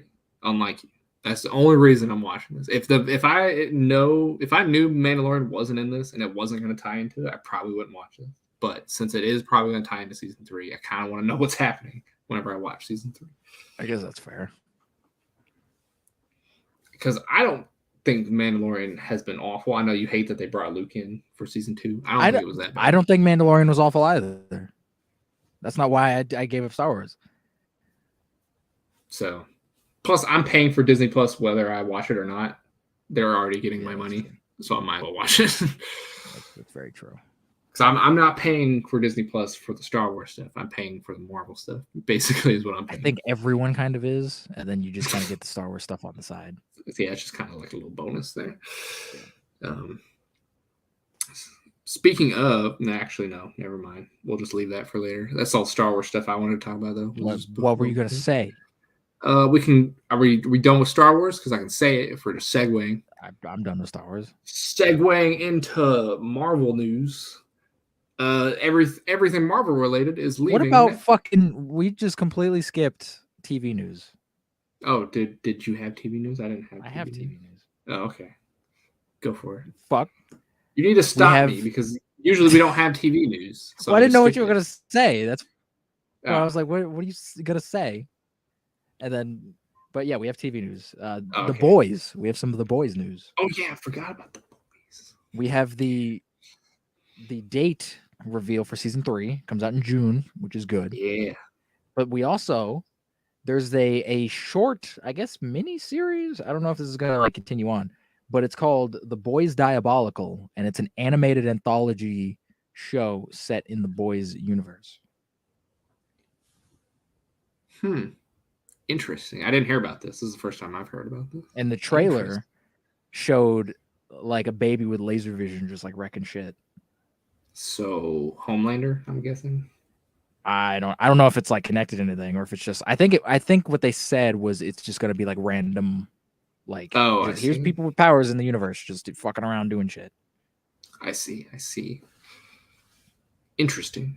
I still am just more excited about the season 3 of The Boys. So I'm excited. Hopefully it's on the same level as season 1 and 2 because season 1 and 2 are fantastic. I think it probably will be. They've had 2 years to fucking work on this thing. See, this is why I'm glad I sat down and watched The Boys when I did because I didn't have to wait as long as you did. Yeah. In terms of like scratching that boys itch that you've had. It's been fucking 3 years since I've started watching the first season of this fucking show. I watched it last year. I think that was when I watched The Boys. So yeah, you watched it like 6 months ago. Yeah. So, look at me. Any other TV news? I forgot. There's a Blade Runner show coming to Amazon. Look, okay. I just want to mention this. I love Blade Runner, but I don't think anyone else cares about Blade Runner besides a few select people. Why are they continuing? Why are they continuing to try to make this a thing? Because they don't know what else to do with the Blade Runner franchise, and they're just like, I guess a TV show. Just let it die. Because the movies bombed, so it's like we can't make more movies. So I guess we just gotta make more TV shows. Just let it die where it's at. And it's gonna be called Blade Runner 2099. That's what the show's gonna be. Mm-hmm. That's not gonna be confusing. 2049, 2099. Yeah, I'm gonna get those mixed up. I'll be like, wait, you're talking about the movie? Oh wait, no, that's 2049. But if people didn't like go see 2049, which is almost a perfect movie, then nobody is ever going to care about this franchise because they made two amazing movies. Even without that though, it's like nobody cared about 2049 because no one watched the original Blade Runner. Like Blade Runner is this little niche thing that like some people like. It's not this massive franchise. But I think they want it to be this massive franchise. They want it to be that, yeah. They want it to be like this gigantic, like Star Wars-esque thing. But it's like the story of Blade Runner is the story of Blade Runner. Like, right? There's no like universe. Like, it's the story. Yeah, and you make two fantastic movies and people still don't care. I don't think it's ever gonna take off like you think. Yeah, I don't think it will. And then if it does, it's gonna be because you changed it and it's not Blade Runner anymore. It's something else. Yeah, probably. So, speaking of a show coming out that probably isn't going to be what anybody fucking knows, the Lord of the Rings series of the characters and what the world and shit is going to look like. I still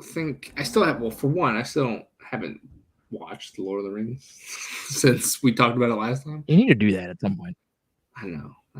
I can't say that I'm doing this podcast without having watched The Lord of the Rings. What do you think about this show more than anything? I mean, I'm definitely curious about it. I think some of the photos look very TV. Like this looks like a TV show. But there's other ones where it's like, this looks pretty cool. Like this looks like a cinematic thing. Apparently the first couple episodes are going to be like 2 hours each, which is fucking nuts. Isn't this supposed to be, when it comes out, the most expensive show ever made? Yeah, I think they said first season alone is going to be like $500 million. That's insane. But I guess if they're making, 2 hour long movies every episode, I guess it kind of has to be that. They're just making movies at this point. They're not even making shows. They're just making movies. Basically, yeah. I know a lot of people had a problem with like the diversity and everything in Lord of the Rings. I don't really give a shit about all that. I don't care. But yeah, people had an issue with all that shit. Do you want more world building in Lord of the Rings? Is that what you want? I mean, I'm not a fan of the books, so I don't know like all the lore of Lord of the Rings. I think the trilogy just works as like this awesome little like story. Like just leave it the fuck alone. But I'm sure there is more Lord of the Rings like lore that could be told into a movie. I don't know if they're basing this off of existing lore, if they're creating new lore. I don't know. You could tell some interesting stories in the universe. I just don't know if I care as much as the story in the original trilogy. Like, I just like that story. Fair. I need to sit down and watch it to know if I want to watch any TV show. Should I watch The Hobbit? No, you can totally ignore The Hobbit. You shouldn't watch those movies. I know that you like absolutely despise The Hobbit. The first Hobbit movie is decent. The other two didn't need to be made. I feel like that's how like Fantastic Beasts are with Harry Potter. People are like, it's okay, but like, is it needed? I've heard every Harry Potter fan I've ran across fucking despises those movies. And they're still making a third one, I think, as far as I know. Yeah, I think they planned on doing 5. And I was like, why? 5? Yeah, I think they said they want to do 5. I think they're doing another Harry Potter movie, aren't they? Jesus Christ. Because the J.K. Rowling, whatever her name is, she made another book, like The Cursed Child or whatever. I think they're I think they might be doing something with that. I don't fucking know. Do we need the Harry Potter movies? We watched all the Harry Potter movies. They're not great. Fucking stop. They're good, but they're not great. They're fine. They're not like this big epic, like, oh my god, we need more Harry Potter. Like, no, they had a fucking end. Yeah, they had enough movies. They had more movies than most franchises ever had. So yeah. And people liked it, so let it be that. Any other TV? Speaking news? of Yes. There's 3 new short form, which I don't know what this means. I guess mini series or just shorts or whatever. Breaking Bad spinoffs coming. How did you say 4 and more? One of them, 3 more.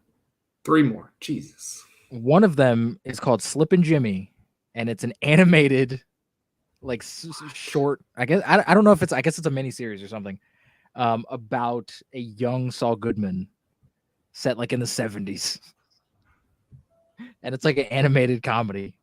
Why is it called Slippin' Jimmy's? Like, well, because his name in Better Call Saul. I know what his name is. His name.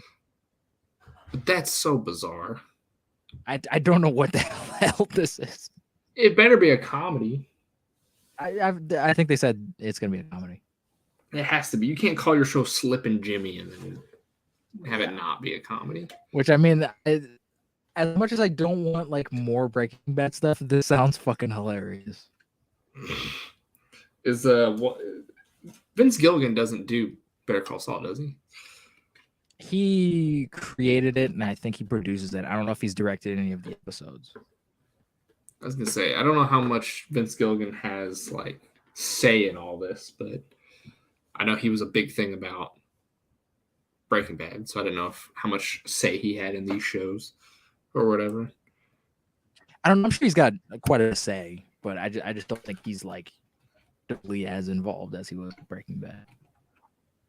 He's like the dad of the Breaking Bad whole thing, so I just figured he'd have a lot of say in it, kind of like George Lucas with Star Wars. I feel like this idea, like this, hey, we're making an animated Breaking Bad spin-off. That sounds like something Gilligan would do. So this was probably his fucking weird idea. Probably. He probably pitched it when Breaking Bad was coming out, and they're like, yeah, let's just revisit this, you know? Hey, can we do a cartoon? And they're like, no, what the fuck? And then Breaking Bad like blew the fuck up, and they're like, oh, maybe we could do a cartoon. I like to think that he said it exactly that way. Like he went a little high pitched. Like, can we do a cartoon? Can we do a cartoon, please? I want to do a cartoon. Like, no, we're not this serious like dark drama. Have a spin-off animated cartoon comedy. Like, no, fuck you. And now they're like, well, we're running out of Breaking Bad stuff, so let's. Yeah, it's like, please give us more. We need more Breaking Bad. Give us more. We need whatever more. You have. It could be an animated show about Jesse as a baby. Like, who gives a shit? We're gonna do spin-offs of every character. Yeah, baby Gus. Baby Gus. We'll have baby Hank. We'll have baby everybody. that's all the ideas they have. Just all the characters as babies. We're doing Rugrats, but that's it. Breaking Bad style. We're doing Breaking Rugrats. That'd be stupid. Don't do that, please. If anybody ever actually listens to this podcast and wants to get ideas, do not. Vince Gilligan, if you're listening, please do Breaking Bad Rugrats. Do not. If you do, I want babies in diapers like doing drug deals and shit. If they do, they have to pay us because we came up with the idea. Oh yeah, they have to pay us. If it comes out tomorrow that idea becomes a thing, I'm convinced someone is listening to this. I'm suing. I'm fucking suing everybody. All right. There's no way somebody thought of that until just now. No. There's no way someone was that fucking stupid that they came up with that. Oh gosh. I'm saying it now though. This Breaking Bad, this could become too much. Right? You might ruin Breaking Bad. It could. But I will always cherish the show Breaking Bad, whether or not they ruin it. Well, yeah, Breaking Bad's always gonna be incredible. Yeah. Unless they try to continue Breaking Bad, then I'm not gonna be a happy camper. Do that. Bryan Cranston's 87. Stop doing it. Well, not even that. They just continue it with like Jesse or something. Jesse had an ending. That was the whole purpose of El Camino. I know. That's what I'm saying. Don't continue Breaking Bad.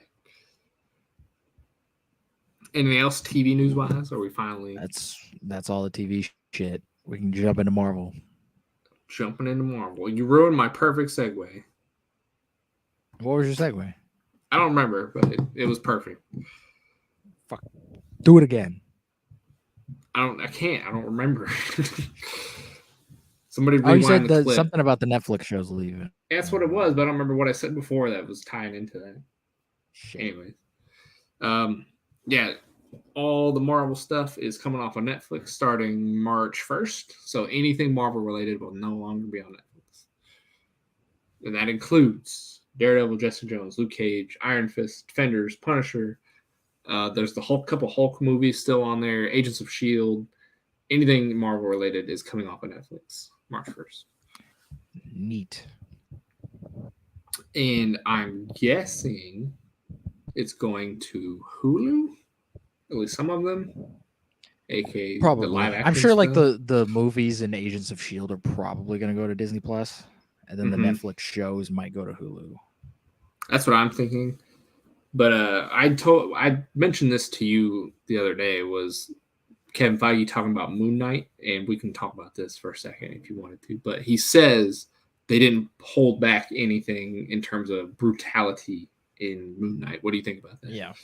I mean, I'm sure I'm going to have to wait and see the show before I make judgment on that, because that could literally mean anything.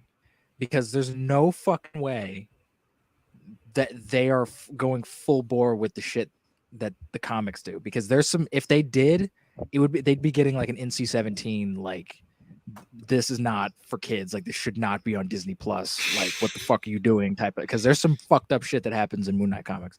I'm sure they're gonna go pretty like as far as they can with it without it being too much. Like I feel like Moon Knight's probably gonna be either hard PG-13 or like a light rated R. Like they're gonna push it more than most MCU stuff probably does, but I don't think this is gonna be like holy fuck, like they just showed someone getting their face ripped off and eaten. Like they're not gonna do that. Which kind of makes sense. They're kind of probably like easing their way into like Deadpool and stuff eventually coming in. So I feel like if they do a hard PG-13, to just like, hey, let's nudge it in that direction type thing, the way it's going. Which is fine. I mean, I never expected this show to be like hard R. I mean, it's gonna be Moon Knight light. I'm just worried about how light they're actually gonna make Moon Knight. It'd be awesome if Moon Knight showed up in Deadpool 3. That'd be awesome. But that would be cool. That would actually be perfect. But yeah, I know if they do come off of Netflix and they do go to Disney Plus, that could be a good sign for Moon Knight, is what I'm saying. It's like, okay, we're putting Daredevil on there and all this other stuff that has some kind of like, it's not quite the Disney Plus show that you're normally accustomed to seeing. So like they're kind of maybe easing it in for Moon Knight that comes out. That might be what they're doing. They might be waiting for Moon Knight to come out and see the response to it, and see like if people do like want darker stuff, and then they put the Netflix shows on there. Maybe. But I do know that apparently there is a setting you can switch to, like, I guess taking off the baby mode of Disney Plus, and you can see all the like R-rated stuff that Disney owns. But that official? Because I know it is a thing. Like you can go to it on Disney Plus. You can go to it, but really? It doesn't work in America. It's blocked in America. You fucking dumb. You could turn it on in the UK and Europe and all that stuff, but in America you can't turn it on. That's stupid. That is why like Logan and Deadpool and all those other movies are on Hulu currently in America, because they can't. And I think they're gonna at some point, especially if they start bringing over like every Marvel thing, because if they want to like show any of the Punisher movies, they're gonna have to like every Punisher movie's rated R, so like they're gonna have to do something with that, and I think that's when they're gonna start to kind of have either like a mature section or some setting or whatever on there. Yeah, just call it something non-Disney related. Like I think people have said something about like stars or something. Just call it something else, something, and then have. Well, I mean, they already have Hulu. Just mix it in. Have it be one streaming service, and then you know how like when you first load up Disney Plus, it says like, oh, who's watching? Blah blah blah. Have like a section of like, do you want to watch Hulu or do you want to watch Disney Plus? And you pick one, and then all the mature shit is on Hulu. I would say do it. I wouldn't say do that. I would say merge it. Because we did talk about this the other day too. Hulu and Disney Plus might be merging eventually down the road. Probably. Not anytime soon, but maybe down the road.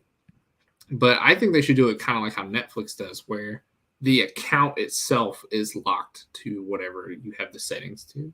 So like you have an account that's like kids only and it doesn't show any of that stuff. But then you have another account. They might do that. because that way you don't have to like bounce back and forth between I want to watch like a more like Falcon and Winter Soldier, I want to watch Deadpool or whatever. I gotta bounce between two different streaming services. That's fair. They might do something like that. But I think that's the best way to go. Have it password protected or something. That way, if people that have kids can't get into it. I just don't see why Disney's so like uptight about all that shit. Like, just fucking like you want content on your streaming service. No one's going to want to content on your streaming service if it's only for babies. Well, I think they're just so accustomed to like, hey, we're Disney. We're supposed to be for kids. Cool. But then you just bought Fox, which has a lot of R-rated shit like associated with it. Like, don't buy movie franchises that are R-rated. Like, what are you just gonna babyify all this stuff now? Like when the new comes out, are they not gonna put it on Disney Plus at some point? I don't know. Like, that's weird. That's their own property, and they're not even gonna put that on their streaming service. Like, that's just weird. It's weird. I don't know. I don't know what their whole mindset is with all that stuff, but I've heard that like the Defenders and stuff. Somebody was talking about they might go to HBO Max, and I don't see that happening. I don't see Disney making a deal with Warner Brothers to put those characters. Yeah, why would they try to? Because that would confuse all their DC and the why. That seems odd. Yeah, I don't see that. But you know what is going to HBO Max? I don't know if you heard about this. All the Spider-Man movies are going to HBO Max. Sony made a deal. Oh, they're going to HBO Max? That's funny. Yeah. Sony made a deal with basically anybody that's not Disney. Like, hey, you can stream these movies, but Disney, you can't. Screw you. Well, I think they said they were going to be on Disney Plus, but it's going to be a while before they're on there. But Sony's basically just giving it out to anybody. Like, hey, you want Spider-Man? Stream it. Pay us. Yeah, Sony doesn't care. They want money. They don't give a shit where these things stream. They want money. Whoever's going to give them the most money, sure, here, you can have. I was going to say, I guess they don't have their own streaming service, so might as well just lend it out to somebody else. But yeah, everybody's talking about how No Way Home is going to be on HBO Max, so we'll see how that goes. That's fucking hilarious. Speaking of Sony stuff, we got some casting news. I don't know if you heard about this. Or the Madam Web solo movie. We got a couple casting things, yes. I was going to talk about the main one. Dakota Johnson was casted as. Is this for a Madam Web movie, or is it like she's going to be like the Nick Fury and pop up in like other Spider-Verse things? No, this is a Madam Web solo movie that they're making. What the fuck? Exactly. Exactly. That's literally everyone's been saying. Is like, why are they making this movie? See, this is the problem that I feel like comic book movies are kind of going to start facing going forward with all this like multiverse shit, and this is why I'm hoping Marvel like doesn't like I'm hoping that this MCU phase of the MCU or the multiverse phase of the MCU is brief, because I feel like now that there's a Spider-Verse out there, you're gonna be taking away a lot of what makes Spider-Man cool. And that's just the fact that he's just a kid and he's just fucking around in the neighborhood and he's just stopping crime and bank robbers and all this stuff. Now there's a whole fucking universe, and there's this lady who's like linking all the Spider-Men together, and they're like, no, we don't want that. We don't need that. It was dumb when they did it in the comics. Don't put it in the fucking movies. Just have Spider-Man just be a kid. Like, he's a guy doing shit in the neighborhood. Like, we don't need a Spider universe. Like, stop. You know what this reminds me of? It reminds me of when the first Amazing Spider-Man movie came out, and they're like, we're going to make an Aunt May solo movie where she's a spy. Yes. That's what this reminds me of. Yeah, like, we don't need that. No, we don't. And I don't think a Madam Web movie will work in any capacity, if I'm being honest. Like, I'm not super familiar with Madam Web, but like, what does she do? Like, what is her purpose? Of, like, her purpose is she's the overseer of Spider-Man throughout the multiverse. That's all she does. She just watches Spider-Man. She's kind of like the Watcher, but only for Spider-Man. That's all she does. That's such a dumb fucking idea. Like, and I don't know why it's only Spider-Man. Like, what is so important about Spider-Man that he I don't know. Needs to be watched constantly? He's popular. I don't know. But yeah, and like you said, she does from time to time bring in multiverse versions of Spider-Man to do this things. could have been a neat thing if they did like a what if animated show, like an anthology thing where it's just like, we're just going to hop around to different types of Spider-Man. We're going to do an episode in 2099. We're going to do an episode in Noir. We're going to do all this stuff. That could have been, then you could have had Madam Web kind of be the connective tissue for everything. She intros it. She like what if was like, that could be kind of neat. And they could do that in a movie. But at that point, it's just like, why make it a fucking Madam Web movie? Like, that's weird. Right. I don't know. I don't think this needs to be a solo movie. I don't think Dakota Johnson is a good casting for Madam Web because it's really weird. Madam Web is usually an old lady, and Dakota Johnson is a young person. Yeah, also, I like Dakota Johnson, but Madam Web's usually like an old lady. Yeah, unless they're gonna put her in makeup, make her old, and it's what's the point of getting Dakota Johnson?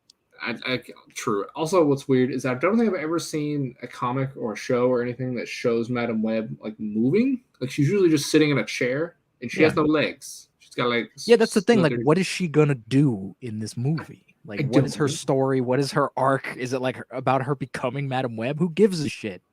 I don't know, but like all I can think of is it's either not going to be anything we've ever seen before from Madam Web, which makes it not even a Madam Web movie. It's just a whatever movie. Yeah. Or it's going to be the most boring thing ever that no one will ever want to watch ever again. Unless I don't know. The only way I could see it working is if it is just random Spider-Man just doing random stuff. Like they get like didn't Nicolas Cage want to be Spider-Man at one point? Like they just or no, it was Michael Jackson. He is Spider-Man. Michael Jackson wanted to be Spider-Man. Yeah, but like if they did something like that, like, oh, here's this random person who's Spider-Man and he's gonna go do something. But like you can't do that, like you said, you can't do that in a movie. You gotta do that in like a show where you just randomly do stuff like that. You could do it in a movie. It's just if you do that in a movie, that's weird to then label it as a Madam Web movie. Because then it's still mostly about Spider-Man. So you just label it as a Spider-Man movie. And that's kind of what they're already kind of doing with Spider-Verse anyway. So it kind of that would defeat the whole purpose of that. So it's just like, I don't know what the fuck they're going to do with this. Like, this just seems bizarre and pointless. Yeah.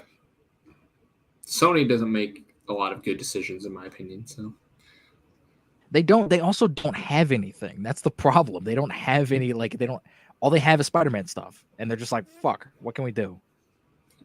They're like, let's make a Madam Web movie. And people are like, what? What are you talking about? I don't know why this got greenlit, but whatever. I don't fucking know. Anyways, let's talk about possibly a WandaVision season 2. I talked about this yesterday. Oh shit. Yeah. It's rumored that it might be happening. I know they're talking about they want to do a show with Vision.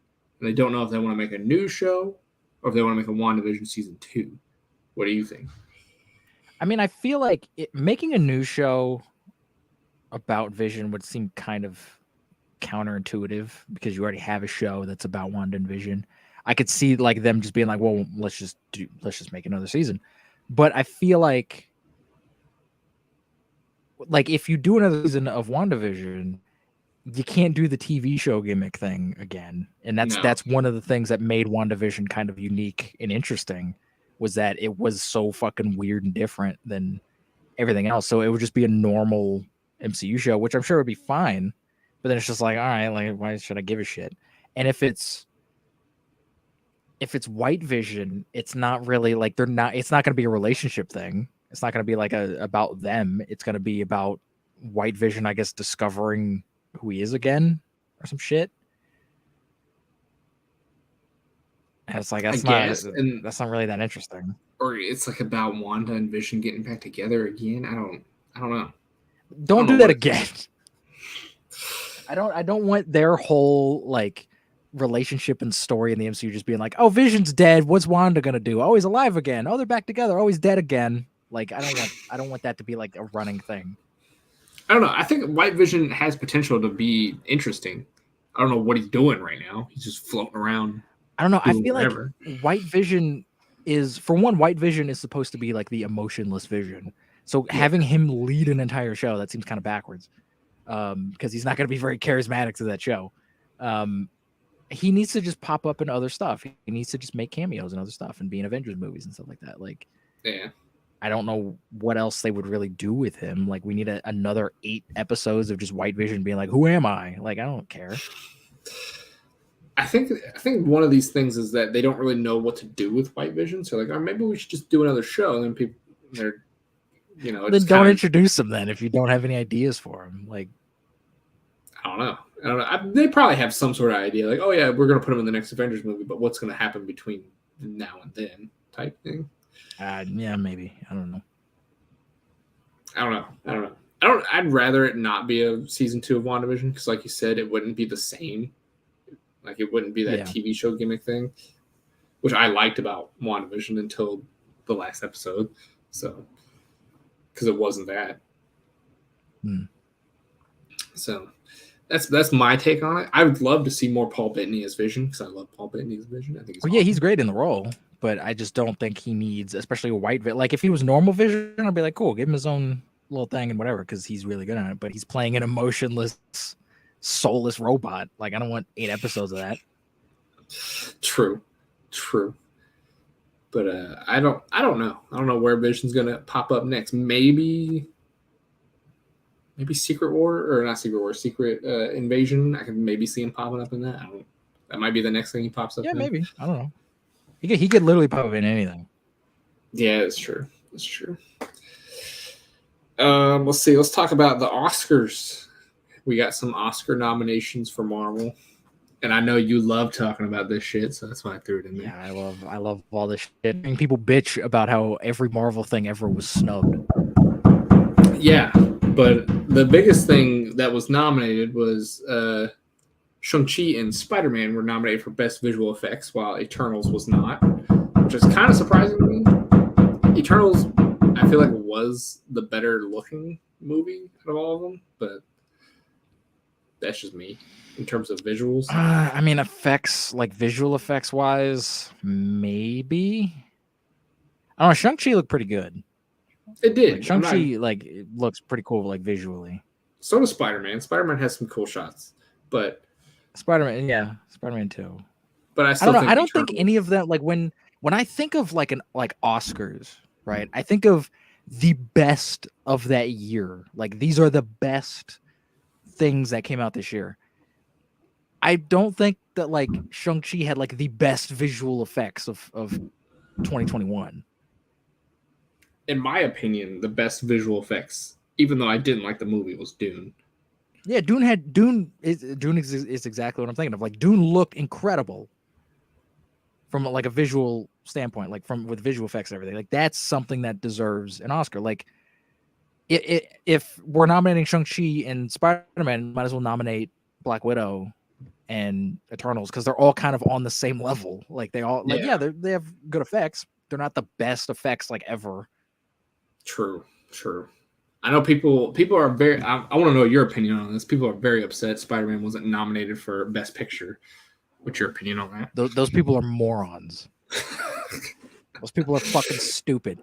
This is the same reason.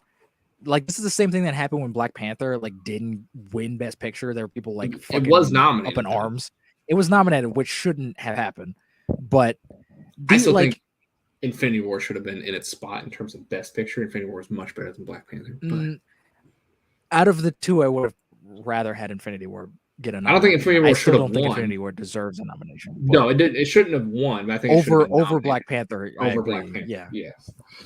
But like, for one, there seems to be this weird thing in the comic book movie like fan world that if your movie doesn't have an Oscar, it all of a sudden doesn't matter. Like, it's all of a sudden irrelevant and it's dog shit. Having an Oscar doesn't fucking mean anything to any of us. It has nothing to do with fans and people who watch movies. Sure, it gives like people in the industry and like directors and stuff, it puts their name out there and they can get more work and whatever. But for us, if you like fucking Shang-Chi, if you like fucking Spider-Man No Way Home, and for you that was Best Picture, then cool. That's the Best Picture that came out that year for you. Why does it have to fucking win an Oscar in order for that to be a valid thing? But you're telling me though, if you went and you saw like a trailer or like a cover on a Blu-ray or something that says like Oscar nominated movie, you don't like just be like, oh, I need that. I don't do that. You don't when they put that seal on there, that didn't happen. No, because that doesn't happen to anybody. I don't give a flying fuck because there's a lot of movies, because this is the thing with any movie. Movies are opinionated things. There's no such thing as an objectively good movie. You can I'm sure half of the shit nominated at the Oscars for like Best Picture or whatever, I'm sure I could watch 2 or 3 of those and go, what the fuck is this? Like, this is dog shit. But to them, they're fucking amazing. Like, they're the best movies that came out that year. So if I go look for a Blu-ray or something and it says, oh, winner of 10 Oscars, that means nothing, because that doesn't mean I'm gonna like it. It's very true. So it's like, who gives a shit if Spider-Man doesn't have any Oscars or didn't get nominated for Best Picture? If for you it was the Best Picture, then have it be Best Picture. Why does it have to have an Oscar thing associated with it in order for it to be like a valid thing? I don't know. People just like that trophy, I guess, that mantle of being first. But what is it? What is Spider-Man winning or even getting nominated for Best Picture? What is that going to do for anybody outside of Sony? I don't know. Nothing really. Exactly. So it's like, it doesn't matter. It doesn't need. And also, it wasn't the best picture of the year. Like, I'm sorry, it wasn't. It wasn't. It was good. I really enjoyed it, but yeah, it wasn't. I could totally see whoever, I don't know who judges the Oscars, but I could totally see some judges being like, Spider-Man's stupid. Why would that be nominated for Best Picture? I mean, yeah, there's definitely a lot of people, because the people who vote in these things, they're older and they come from kind of a different era where it's like, oh, comic book movies or whatever, and they have a different thing. But okay, who gives a shit? Like, I put Spider-Man No Way Home on my best films of the year list, so it's just as valid as any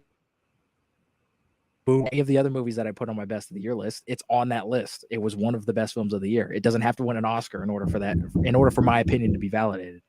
And to be honest, I think Spider-Man was nominated for a couple other things. I'm sure it'll win something if people are like that upset about it. It'll win like best costume or something sure, unrelevant whatsoever.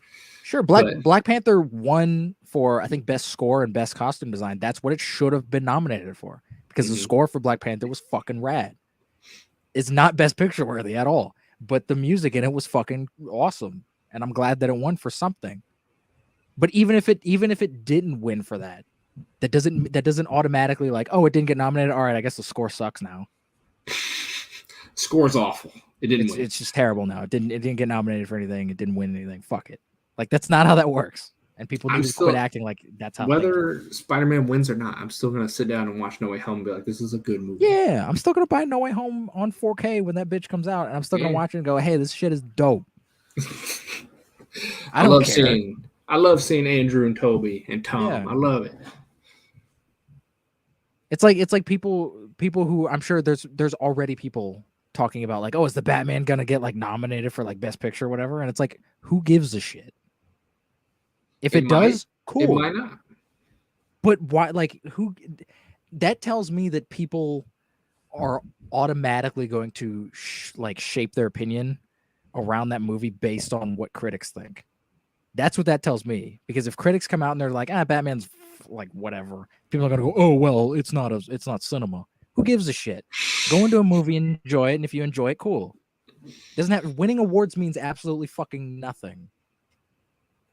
It really doesn't. But like you said, it is for the people that made the movie. I'm sure they get something out of it. But well, yeah, it helps them, it further their careers. But that doesn't mean because Parasite won Best Picture, that doesn't mean that that's the best picture of the year. That doesn't mean that you automatically have to go, well, I guess that's the best movie of the year. It's an opinionated thing. Now, I do admit I will sometimes check out a movie if it wins Best Picture and I've never heard of it. I'll be like, oh, okay, maybe I'll just sit down and watch this because it won. But that doesn't mean that I'm going to immediately enjoy it, like you said. That's fine. There are tons of movies that I've checked out because it's like, oh, winner of 85 Academy Awards. This is the greatest fucking thing you'll ever watch. And then I watch it, I'm like, it's fine. Like, okay, like, cool. I'm glad it won shit. I'm glad it won awards, and I'm glad it got, some kind of notoriety and appreciation. But it was fine. Like, I knew that would get something out of you, so I had to throw it in on the Marvel news there.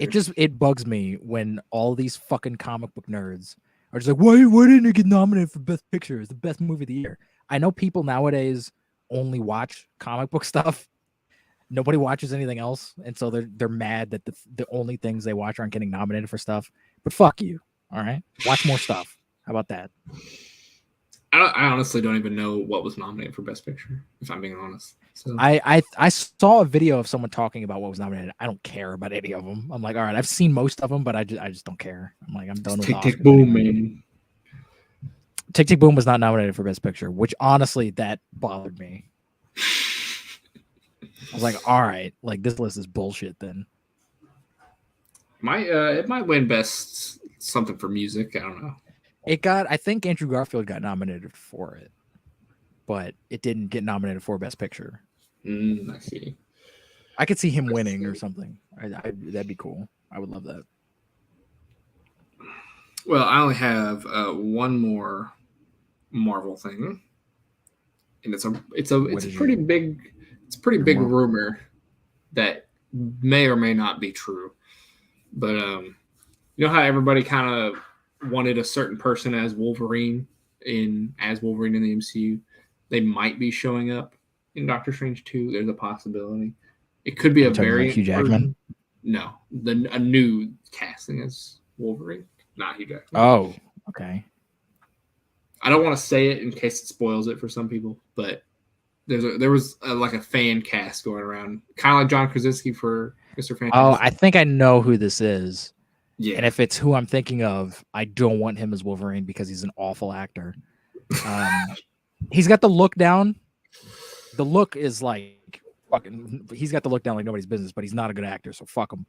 But I've heard. I think you're thinking of. I was gonna say I've heard it might be a variant version just in Doctor Strange 2, not the main MCU one. So because people want it. I don't care. It's Danny DeVito. I think to keep that would be amazing. They need to keep the X-Men out of the main MCU timeline anyway, in my opinion. I don't think they will. But I think you can leave them in the same universe, but like don't have them tie in as much, is my opinion. Well, but see, that's the problem is that they're going to. Once you introduce Wolverine, we're gonna see him interact with the Avengers at some point. Yeah. Yeah. But that's Wolverine. Like he's gonna do that. He does that in the comics though too. Wolverine's a savage murderer, all right? He doesn't need to be in the Avengers. He's in the Avengers all the time in the comics. Now, like Professor X and stuff like them, they're not. So is Ghost Rider. Ghost Rider is a demon that murders people. Keep his ass out of the Avengers. We'll see. We'll see where the MCU goes because they are getting to the point where it's like, okay, these characters' power levels are very different. We're getting to a point where everyone has superpowers now, and it's no longer like if this happened in real life and there was all these fucking superpowered people running around, there'd be no crime. Yeah, because everybody'd be shitting their pants. There'd be no crime because nobody would rob banks because they go, all right, Iron Man's gonna show up and blast a fucking hole in my face, so I don't want to rob his bank. There'd be no like other beings coming because they're just like, there's the Avengers. They killed Thanos. They killed fucking Thanos twice. Like, what are we gonna fucking like? Nothing would happen, and I feel like it's starting to get into that whole thing where it's just like everyone in New York has superpowers. Like there's so many goddamn heroes in New York. Like what the fuck? there's no normal people in New York anymore. It's just superheroes. The whole city. No, everyone in New York is just a superpowered being. I think you are right. We're getting to the point where it's like it's too many characters, but we'll see. There are. Have a MC. If the next MCU thing isn't set in like Wyoming, I ain't into it. It's set in Wyoming. What do they do? Like, Wyoming? Hey, North Dakota, crime. There's crime in Wyoming. There's crime everywhere. Because they're like, oh, the Avengers, they don't come to Wyoming. Let's go do crime there. They don't. I mean, they went to Russia, and that's about it. Iron Man went to They're Tennessee. Not going to go all the way to Wyoming. When did he go to Tennessee? In Iron Man 3, where he met the kid. He was in Tennessee. But he didn't intentionally go there. He crash landed there. He was there. He didn't like, oh, hey, there's crime happening in Tennessee, guys. I got to go to Tennessee. Like, no, he didn't give a fuck about Tennessee. He didn't live there. So if it doesn't happen in Florida or New York, I don't care. If crime isn't happening where I'm currently at, fuck it. Like that's essentially the Avengers thing. It's like if it's not happening right here, right now, fuck it. That is all my Marvel news, though. Unless you have anything. I have some Marvel news. Hit me with it. We talked about the Sonyverse earlier. There's some casting for the Sonyverse. Russell Crowe apparently has joined the Kraven film. I think I did hear about this, but did they say who he's playing? Because I didn't hear about that. No, not yet. Hopefully he's the villain. I would love that. And this is technically the third cinematic universe he's in, because he was in DCEU. He's gonna be in Thor 4, and then now he's gonna be in the Kraven movie. Yeah. He's also in the Monsters universe, isn't he? The Godzilla universe? No, the the Dark universe. Yeah, that fucking dog shit. Yeah, he was in that. I see a trend happening. He kills cinematic universes. We'll see if Thor 4 makes it. He's been in 2 and both of them have died. So I mean, yeah. He's the kiss of death. Maybe that's what he's trying to do. He's trying to like, get rid of the MCU. He's pulling a Mordo from Doctor Strange. Too many cinematic universes. Oh, Jesus. Somebody needs to make a short film of that now with Russell Crowe. Oh my God. If I could hire Russell Crowe, if I had enough money to do that, I would. If the MCU and the Sonyverse fail, like soon after he's in those movies, somebody needs to make them. Oh, there will be memes of it for sure. If all of a sudden the MCU just fucking dips right after Thor 4, everyone's gonna be like, I see a trend in these fucking universes, and they all revolve around Russell Crowe. What is he doing? Is he like an awful human being? What is he doing? He's cursed. He's cursed. He's a witch. Put a curse on him. You will never be in a cinematic universe again. Because I don't think he's ever been in like a franchise before. Like, he was only in Man of Steel. He's probably only going to be in Thor 4. He's probably only going to be in Kraven. Like, he's never, I don't think, to my knowledge anyway, Russell Crowe's ever been like in a huge, like, big franchise. So maybe like every time he tries to start a franchise, maybe he just dies. Like, maybe he's just cursed that way. Like, I don't know. And then with everybody out of the way, Star Wars will take back over. Oh fuck! Then he'll have to join Star Wars. And then Wade will be cheering, "Yes, kill it forever." At that, dude, if all this happens, if like everything we're saying happens, and then it's like Russell Crowe joins Star Wars, I'd be like, "Fuck yes!" This is the best news I've ever heard. We know it's death sentence. We know what's happening. And then he'll join the boys, and he'll kill that universe. No, they don't have Russell Crowe money. Oh, they don't have that kind of money, not yet. Because they're dinky TV show. They ain't got that movie money. Russell Crowe only does movies. What other MCU stuff do we got? We got an image, I think it was yesterday or like a couple days ago, of Mr. Knight from the Moon Knight show, and everyone's losing their minds over it. Mr. Knight. I think I do remember seeing this. I didn't see the image, but I remember seeing people talk about it. The image it's spot on, like from the comics. It looks dope.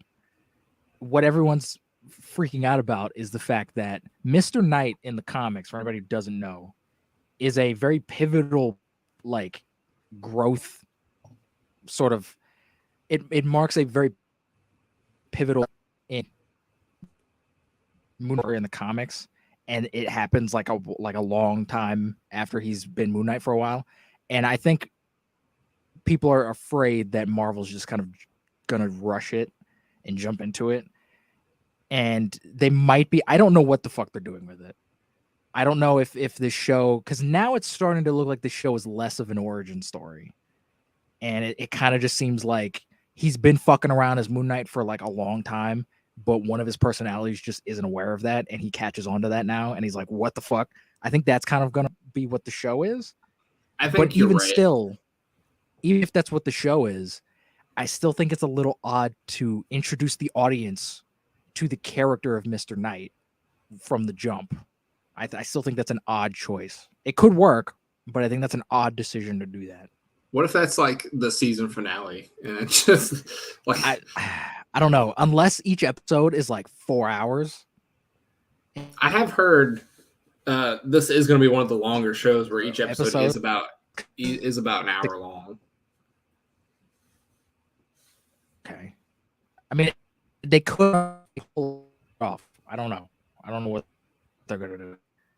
But it has a lot of people worried that that's going to be the end of this. Like, oh, hey, here's Mr. Knight. He's Mr. Knight now. And it's like, that's a little... I don't know. Because I do think it's going to be 6 episodes, an hour each. And if they end like the finale, like that's like the cliffhanger that ended on that, maybe that's how they do it. I don't know. It's 6 hours of Moon Knight. I don't know. We'll have to wait and see. Yeah, we will. But that'd be equivalent to like 2 or 3 movies if you did 6 hours and then introduce him. So I can see it working. Yeah, I don't know when it might like so the show might be that, and I'm Mr. Knight now. But I still think that's a little odd, but I could see that working a lot better. Yeah.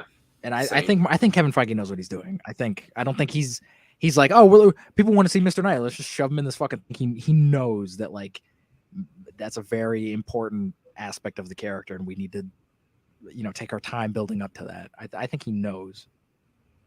He's learned from all of his years doing this. He knows, like, let's not rush into these things. Yeah. Yeah. That, or maybe it's not even Mr. Knight. Maybe like it's just a weird image. That's not Mr. Knight. I don't know. It could be a premonition from the future. Who the fuck knows? It's a Moon Knight show. Yeah. It could be fucking anything. Yeah. Anything else Marvel related? That's all the Marvel news I got. Well, let's move on to the DC stuff. DC news. I was gonna say I was waiting on you to do your little intro. Do you have any DC news? This first part you got to talk about. Peacemaker. I know you watched some of that. I think we talked about it a little bit last time. Did you finish watching it last time? No, because the show's not over with. Oh, so have you been watching? Wait till it's over with, and then no. Oh, so then never mind. We'll just skip that. I haven't been watching it either. So. I've heard people are loving it, but I don't know. I was kind of just whatever on the first few episodes. I thought you had continued to watch it since it came out. So no, I'm waiting until it's all done, and then I'll just power through it. So I have 3 pieces of DC news, 2 of which may or may not make you angry. So shit. We'll see. Everything is related to Batman. All 3. Oh my god. So we'll start with the least likely. I think I know what one of them is. I don't know.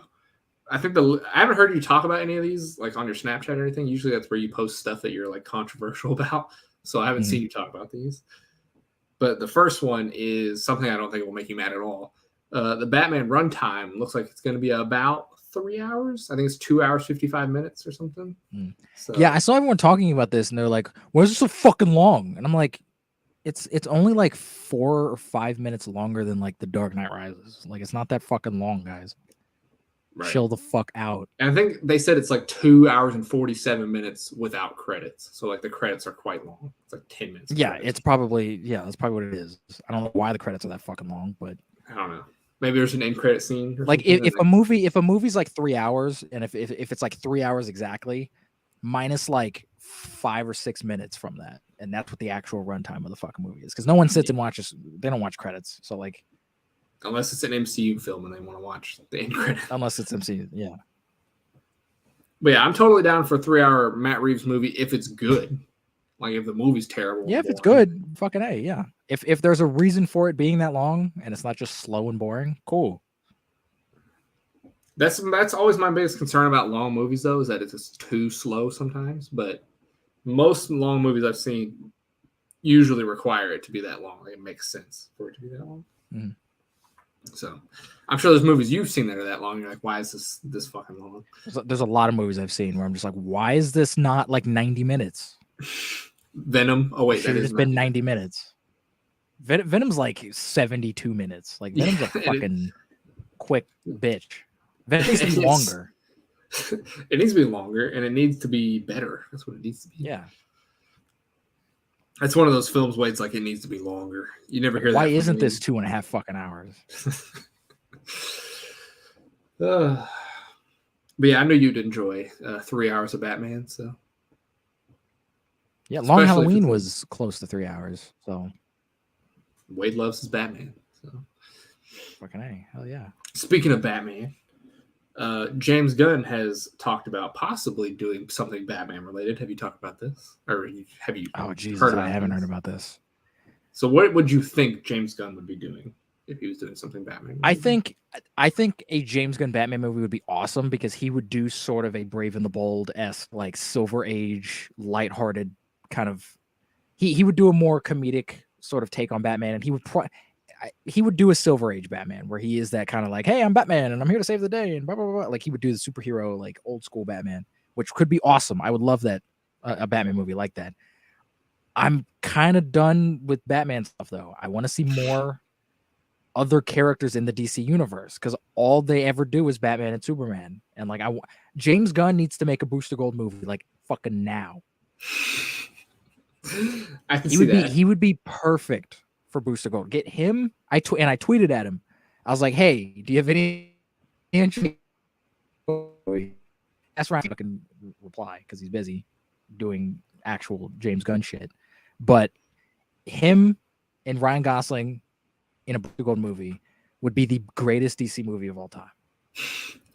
Well, what if I could tell you that you might get a new character as well as Batman from James Gunn? Because he's kind of maybe hinted at what he would do with his Batman thing. You want to know what it is? What other new character? Like in the Batman movie? Mm-hmm. And I know it'll piss you off. What characters? Is it fucking Batmite? Yes, he's talking about wanting to do Batmite. A show. That.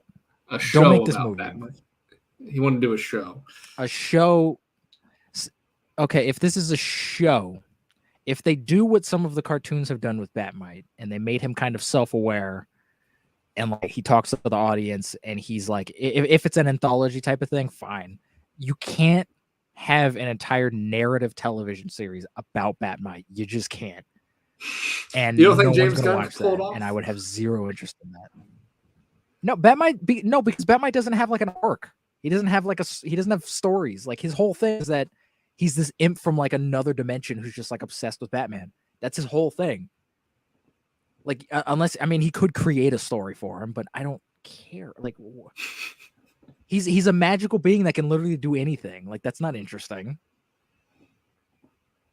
I don't know. James Gunn has just hinted that he might be doing a Batmite thing. I don't know. I mean, he referenced Batmite in Peacemaker. So, I mean, I'm sure he's a fan of Batmite, but I don't want that. James Gunn should be devoting his talents to something better.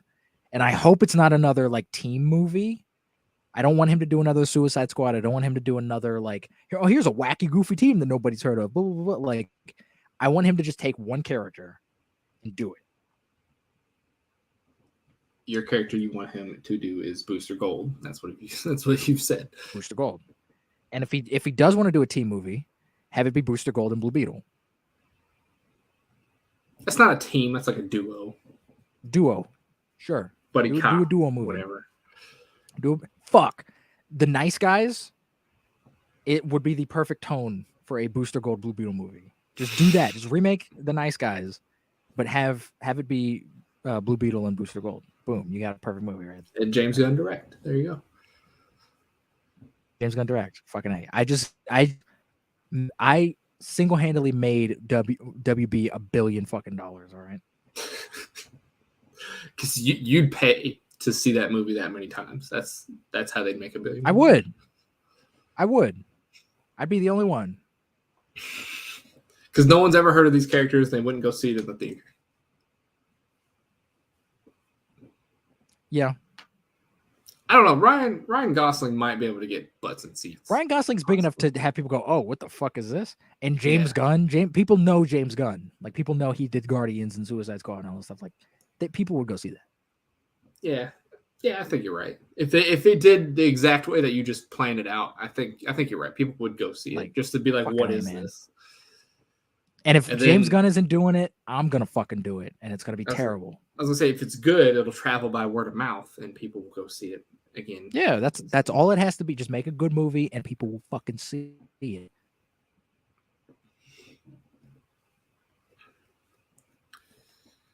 Let's see. And then my last Batman related thing. I don't know if this is gonna make you mad or not. It possibly might, but there's a possibility that Keaton's Batman will show up in Aquaman 2. What do you think about that?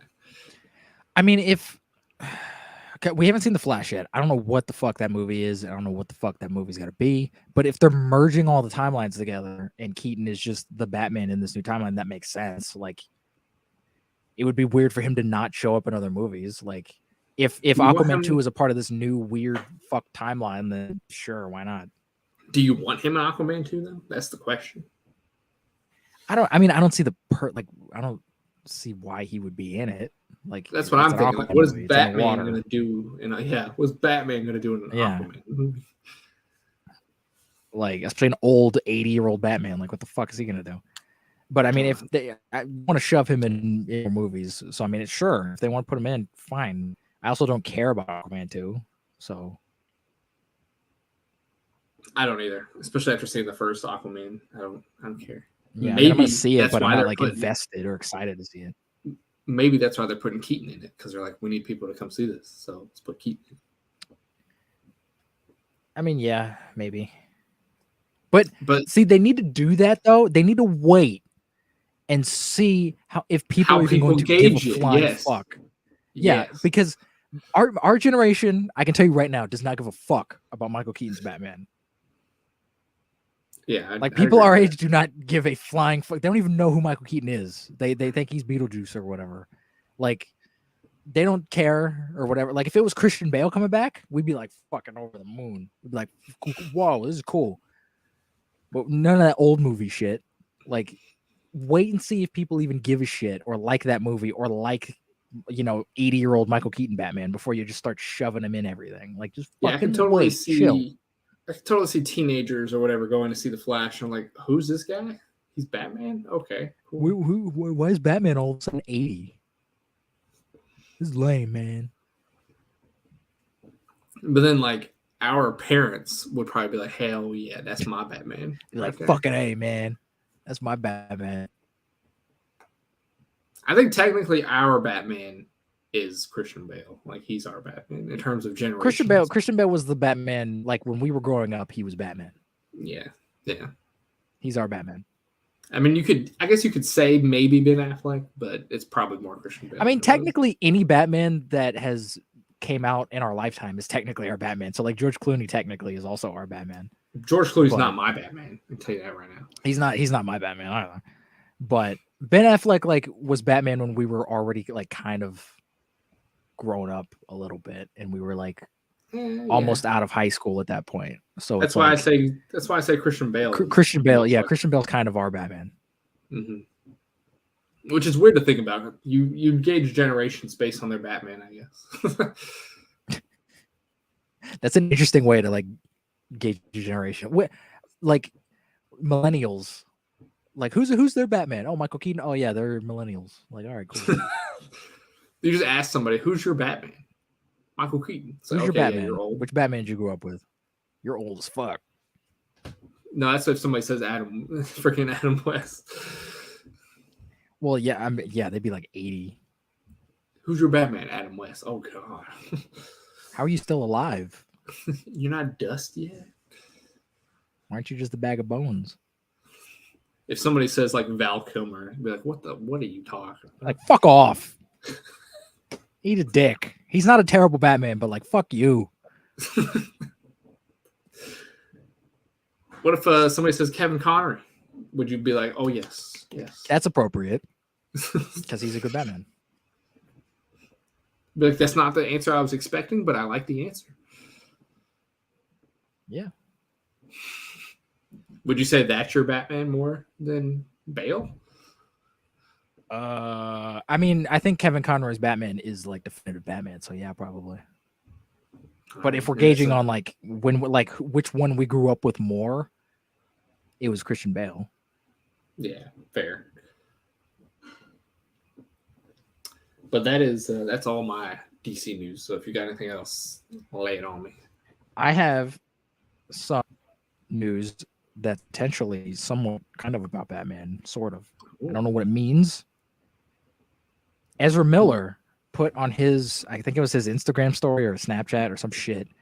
It was like an article talking about Ben Affleck's like last run as Batman, and then Ezra Miller, being the crazy weirdo he is, highlighted that and then wrote "ha ha ha" on it, and then posted it on Snapchat, and everyone's like, "What the fuck does this mean? Like, what is this? Is he coming back? Are you just laughing at Ben Affleck? Like, what is this?" No, I take it as Ezra Miller's been cast as the Joker in the new timeline.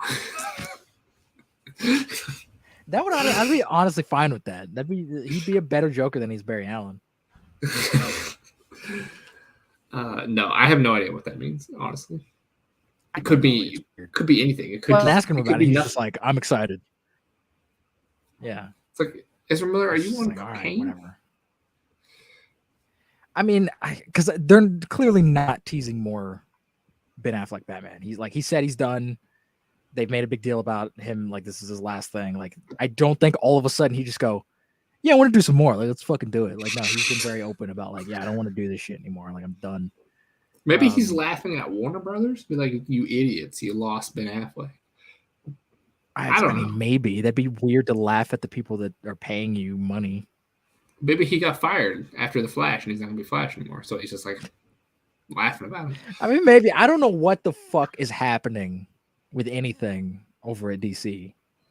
Nobody does. Not even DC knows what's happening with DC. So. I just want one solid fucking answer. I don't need to know like what's happening in The Flash. I just need to know, hey, are we going to see Henry Cavill as Superman? Yes or no? I don't need this like wishy-washy, like, oh, maybe he'll be back, but fuck you. Tell me yes or no. I just want to know. I want to ask him if I had one question that would be answered. And like, if you can ask any question, they have to answer it. Mine would be, do you have a plan? That'd be my question. Please tell me you have more of a plan than Lucasfilm did when they were planning the fucking sequel trilogy. And if they say they have 12% of a plan, like they just quote Guardians, I'd be like, that's not a plan. Like, fuck you. That's that's an idea. That's a concept you had in your sleep. Like, no. You don't have a plan? I think they have a plan now going forward. What happened to the old plan? They had a plan, and then they threw it all out when everyone hated BVS. They're just like, fuck it. Warner Brothers. Like they had a plan for what they were going to do and what they were setting up in the story they were telling, and then everyone was like, oh, BVS is dark. Buh. And I was like, fuck, we got to get rid of all of this. God, who thought Zack Snyder was a good idea? Fire that man. It's like, that was you did. That's why you hired him 3 times to make DC movies. That's what you did, sir. You hired that's him. Fucking yeah. That was y'all's fucking idea. DC, man. I wish DC was on Marvel's level of making movies well, because I would love the competitiveness between DC and Marvel. It would be great. Yeah. That's why I'm at least a little excited for the Batman, because the Batman actually looks like a movie. Like, yeah, it looks like this is gonna like be like a real shit. Like we ain't fucking around. We ain't telling no cape shit stuff. This is a movie about a psychopath. Like, the last time I felt this way about a DC movie was the Joker. So it's been a while since I felt this way about a DC movie. Yeah. Joe, that's what they need to do. They need to fuck this whole cinematic universe bullshit. Just say, hey, we're making a fucking Crypto the Superdog movie, and it's set in whatever timeline you want it to be, but we're just making a movie, all right? I don't know about Crypto. Take the X-Men approach, but well, I mean, they're already making a Super Pets movie, so it's stupid. What else? The Rock DC-wise? Is fucking Crypto. Speaking of The Rock, I am excited to see Black Adam, though. That's one of the other. Speaking of Black Adam, DC movies. There was a DC first look trailer that showed some footage from all the upcoming films. I heard about this. I didn't watch this trailer, but I saw some images of Black Adam, and it looks dope. Black Adam looks fucking awesome. He does. If this movie sucks, I'm gonna fight The Rock in the street. You will lose. I will find wherever the fuck he lives, and I will go there, and I'll just be like, look, it took you a decade to get this movie in production, and it sucked. Fuck you. And I'd punch him in his stupid face. Honestly, if this movie sucks, I don't think it's going to be The Rock's fault, in my opinion. I feel like The Rock's going to nail it. I think The Rock is. I think this is the first. Because that's what it looks like. It looks like because they played a villain in a movie, at least not to my knowledge. I mean, the Scorpion King, but he was in that movie for like 2 seconds. Yeah, I don't think he's ever played a villain as far as I know. So, I mean, like, I think he's going to be like, yeah, yo, I got range. Look at this. I'm more than just The Rock. And, like, fucking Hawkman looks awesome. Yeah. I saw that image. That Dr. Fate looks fucking sick. Like, it's like, this is what DC should be doing, getting us hyped for these characters. Yeah. And I'm glad, as much as I, like, hate everything that happened with Zack Snyder and that, you know, Ben Affleck is no longer Batman and Henry Cavill's, who the fuck knows what's happening with him. I'm glad we are starting to see more obscure DC characters in movies like Dr. Fate and Hawkman and, like, you know, Peacemaker and all that stuff. Like, they are starting to kind of dig deep into the world of DC and start doing more than just Superman and Batman. So, I mean, I guess some good came out of that. You know, that whole situation with Zack Snyder and everything, but because, like, Marvel has proved you can do that. You can get these C-list characters and make them into franchises. That's what the entire MCU was founded on. It was a C-list character that no one fucking knew anything about or cared about. Yeah. And then they made him iconic. Like, do you think people knew who Doctor Strange was before his movie came out? No, probably not. No, not a fucking chance. Do you think anybody knew who the fuck Ant-Man was? Probably not. No. Maybe like us, people like us who just are weirdos. But comic book fans know these guys. But, like, Doctor Strange is at a point now where my mom knows who Doctor Strange is. Yeah.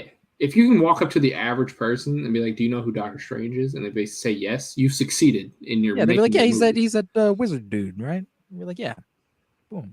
You've succeeded. Even like Iron Man is up there now with, like, Spider-Man. He's an A-list character. Yeah. He's a household name. Everybody knows who Iron Man is. Pre-2008, go up to anybody on the street and say, "Hey, do you know who Iron Man is?" They'd be like, "What the fuck did you just call me?" Is that racist? I feel like that's racist. What the fuck are you talking about? They have no idea. That's what DC needs to do with their characters. They're always afraid, hey, if we don't have Superman and Batman, it's not going to work. No, make your other characters Batman and Superman level of popularity. That's what you need to do. Yeah. I don't see why they're, like, so afraid to do that. I think it's just because they're so used to, like, the Superman movies making a lot of money and the Batman movies making a lot of money that they're just like, oh, it works. But it's like, but eventually it's not going to. And you can only tell a Batman story every. You can't say it forever. You can't just do Batman stories forever. You're gonna run out. People are gonna not care about Batman. They're gonna ruin. That's Batman why I'm saying they need to do Booster Gold, because that Booster Gold would be that type of character. He would be the Iron Man or the Ant-Man, where you're like, who the fuck is this obnoxious asshole? And you watch the movie and you're like, this guy's actually, like, really cool. Like, he's actually like a fucking real superhero. If they did it right. They could fuck it up. Because, like, they tried to do some of these B-list characters with Birds of Prey, and that did not go well. Well, yeah, that's very true. That movie was also more concerned with being woke and, like, empowering the women than actually, like, telling a story. But if you tell a story, it shouldn't be a problem. True. Also, don't make dumb jokes about breakfast sandwiches throughout the entire movie. Yeah, stop doing that. We get it. Women like food. Everybody likes food. All right. Anything else DC related? That's all the DC shit I have. I think instead of a fun fact of the day, Wade, I think I'm going to ask you a question, and you're just going to answer it, and that's going to be... We're just switching this whole formula up. Yeah, we're doing something different. We're evolving. We're like Pokemon. So my question for you, Wade, is what is your most looking forward to thing coming out in 2022? Shit. I don't know. The only thing that I really know that's coming out is like comic book stuff. I was gonna say there's no a lot of these that you've heard about. I mean, like a lot of these other movies that like come out that I see that I love. I like you don't hear about them because they're like these small little indie movies and they just kind of come out of nowhere. There is one. I think what is it called? The Huntsman or something by Robert Eggers. Who did The Lighthouse and he did the Witch. I'm fucking amped about that. Is that your most anticipated movie? That cast is fucking cool. I don't know if it's my most anticipated, but it's up there. All right, then what about comic book wise? What's your most anticipated? The Batman? Moon Knight? Probably Batman. All right. I thought you would maybe go Moon Knight because we have never seen Moon Knight, and you've seen Moon Knight's up there, but I'm cautiously optimistic about Moon Knight. I'm worried that they might screw it up, but I'm still excited to see it. The Batman, I'm not worried that Matt Reeves is going to fuck up Batman. Like, we're going to get a cool Batman movie from Matt Reeves. Like, I'm not going to go in being like, oh man, is he going to fuck it up? Like, no, he's not going to fuck it up. I don't know what my most anticipated movie is of 2022. What's your like least favorite comic book movie coming out this year? Probably like Aquaman. Fair enough. I don't care about Aquaman. Fair enough. I'm surprised you didn't say like Black Panther 2 or something. Is that coming out this year? Yep. Well, fuck that then. Because I am not looking forward to that at all. I'm just worried about with Chadwick Boseman going. Like, I don't know what they're doing still. Still don't know what that movie's about. I have no fucking idea. That this movie like shouldn't have been made. At least not this soon, I don't think. No, it shouldn't have been made. Chadwick Boseman's dead. You don't have a main character anymore. Stop making Black Panther movies. Like, unless they're gonna recast, which they've already said they don't want to. Like, if Christian Bale died after Dark Knight, they wouldn't just fucking recast him and go, oh, well, we're just going to like do whatever. Like, they wouldn't continue on. They'd be like, no, he's dead. We can't make it anymore. Like, he was Batman. Like, we're not just going to, we can reboot Batman again, but we're not just going to like continue the franchise as if he's still alive, but we never see him. Like, no, they would just stop and go, well, it sucks that we can't make more, but that's just what happens. Like, I don't know. This man's is a dead though, because the Batman or Dark Knight wasn't a part of a cinematic universe where he was going to show up in other things besides Batman movies. Okay, but he still isn't going to show up in things. I don't know. I'm just saying because he's dead. I'm sure they had plans, is what I'm saying. Okay, but those plans, I'm sure Chris Nolan had plans for Heath Ledger in Dark Knight Rises, but guess what? He died, and he had to switch around those plans, and he had to do something else. That's just what happens sometimes. Like, sometimes people fucking die. Like, did they really think that, like, Tom Holland is just going to be around forever? Tom Holland could fucking die in a car accident tomorrow. What are you going to do about Spider-Man? Probably bring in Miles Morales. Like, you have to switch up your shit. Don't just pretend that Peter Parker's still out there somewhere, but we just never see him. Like, that's dumb. Do you think that's what they're going to do with Black Panther? Well, I mean, they said they're not going to recast, and he's not going to die. I really think they should recast. Both of those things are confirmed. Like, they said for this movie that's not going to happen. So you think they'll kill him later? No, I think they will recast him later once this is recast. So he's but who's going to be Black Panther in this movie if he's still around? Because they've already set up that in order to be Black Panther, you have to challenge the king for the mantle in order to be Black Panther. I've heard. So they're just gonna say like off screen, like they had a fight and someone else is Black Panther now. That's dumb. I don't know about who's gonna be Black Panther, but I've heard that it's gonna show kid T'Challa with T'Chaka for like half the movie, and it goes back and forth between present and past and stuff like that. I've heard that might happen. So they're gonna Godfather to it. I guess. That would be neat. That's because that's what I said they should do in the sequel, is just make it a prequel with T'Chaka. But that would be a weird parallel to do if you have young T'Challa in it, because I would think you would want to do that, but then show young T'Challa juxtaposed to old T'Challa. And if he's not in the movie as old T'Challa, that would be kind of odd. Are we gonna like flash forward to Surrey? Like, why? That'd be odd. I don't know. That's why I still think recasting. I don't think anyone recast would be fine. I don't think anyone would be upset about a recast. I feel bad for whoever gets casted, because they will be people want him to be recast. There's fan petitions all over the internet that are like, no, recast him. Like, don't just throw away this character because Chadwick Boseman died. Like, let Chadwick Boseman live on as Black Panther. Let somebody else just do it. Live on as Chadwick Boseman or whatever. I feel bad for whoever gets casted, because they will always be compared to Chadwick Boseman. Like, that's not fair to them. Sure, they will. Yeah, but that's what's gonna happen. So it's like if well, I mean, it's not even like if Robert Downey Jr. died. Whoever, if they like 20 years from now, if they reboot Iron Man entirely, everyone's always going to compare that guy to Robert Downey Jr. Like, anyway, like, that's just what happens. It's like every time a new Batman comes along, they're always compared to the last one. Oh, they're not going to be as good as the last one. Blah, blah, blah. Like, and then over time, people go, yeah, he's pretty good. He's pretty good in the role. I like him. That's just gonna happen. Literally, we just witnessed that with Spider-Man. People hated Andrew Spider-Man, but now they're like, you know what? Andrew Spider-Man wasn't that bad. Time heals all wounds. People are doing that with Robert Pattinson right now as Batman. They're like, what? He's going to fuck it up. He's going to ruin it. And then in like 5-6 years, people are going to go, no, he's pretty fucking cool. Whenever we get a new Batman again, people are going to go, fuck you, Robert Pattinson nailed it. Like, because that's what they do all the time with every Batman. Yeah. So it's like that's gonna happen, and you can find a talented actor to do a good job as Black Panther. Like, it's not like, I always hear people say that, like, oh, he was born to play this role and no one else can play him, and like blah blah blah. Ryan Reynolds is perfect as Deadpool, but if Ryan Reynolds died, there's like 4 or 5 other actors I could think that could play Deadpool. Yeah, I agree with you. I don't think it's not like he's like only him, like, ever. Like, no, you could get other people to do it.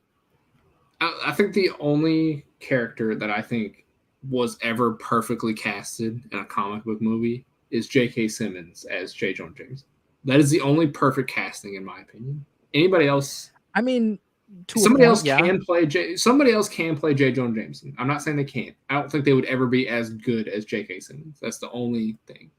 No, yeah, I would agree with that. There's like 2 or 3 other people I could see playing that role, but yeah, they're not going to be anywhere near as good as J.K. Simmons. But does that mean that, like, if J.K. Simmons died all of a sudden, now we just can't do J. Jonah Jameson ever again in a thing? I don't think that at all. We just can't do that. I don't think that at all.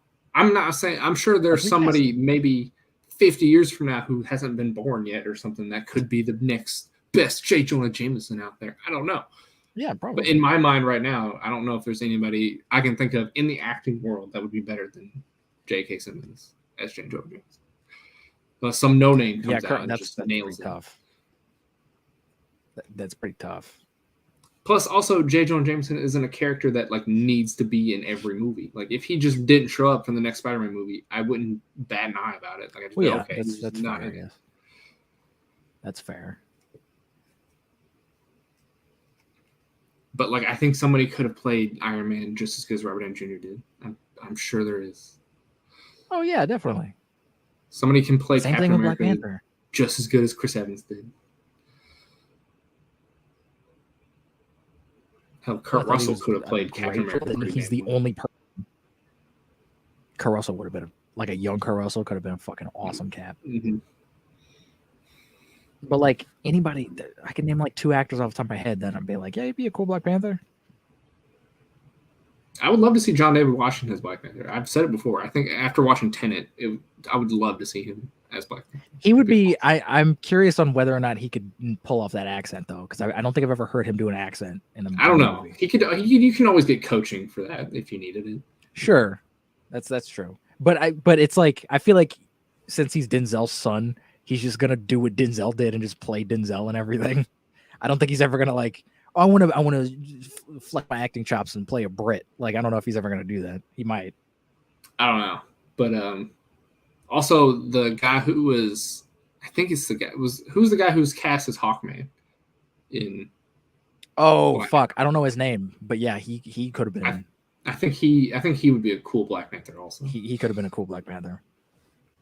I think fucking Jonathan Majors could have made a cool Black Panther if he wasn't already in the universe. Yeah, I agree with that. So there's plenty of people that could be Black Panther. Yeah, Black Panther isn't some hard to play character that's like, no, Black Panther's not like that interesting or deep of like, oh, only one person ever in the planet can ever play him. Fucking Wesley Snipes was gonna play Black Panther at one point. Like, and Wesley Snipes is like one of the goofiest actors of all time. But he could have did a pretty decent job. Like, he could have did it. A complex character that not a lot of people can play is Moon Knight. I agree with that. Moon Knight is one of the not like, anybody can play Moon Knight. You need a skilled fucking actor to like. Honestly, I think Chadwick Boseman could have been a cool Moon Knight also, but like, you need someone who like can play crazy really fucking well, and that's why I think Oscar Isaac is gonna kill it. But yeah, that's like saying like, oh man, Paul Rudd, he's the only person who can play Ant-Man ever. No, anybody. You out of your fucking mind? Like, no, I could play Ant-Man. Yeah, I was gonna say I could go play Ant-Man. Give me some acting lessons. I could go do it. Yeah. You don't even need acting lessons. Just be funny. You'll be fine. But yeah, I'm curious to see where Black Panther goes after Black Panther 2. Yeah, I don't know. I'm not excited. I recently went back and rewatched the first Black Panther, and it's actually a really, really good movie. I still have issues with it. It's a solid film. It's a really, really good film. I'd never in a million years could imagine like a trilogy of movies. Like, I think after that movie, that's kind of like, all right, that's his arc. Like, cool. I don't understand where you could have really taken that character. He became king. General. Like, what else is there to do? I don't really see like where like, oh, now he's got to like, now I'm king and I'm depressed. Boo. Like, what the fuck else? Like, well, I think this movie could have been interesting if Chadwick Boseman was still in it. If it's doing a war between Wakanda and Atlantis, that's an interesting take you can do as king. Isn't that what they're doing though? Yeah, that's what they're doing. That's why I'm saying it would have still been interesting to do with Chadwick Boseman. I mean, I guess depending on what his story would have been, if that's all it is just a war, like that'd be cool. But like, Black Panther is one of those characters that, like, unless you make him super fucking interesting, it's just gonna be a whatever movie. Like, you have to make sure his arc is like fucking tight.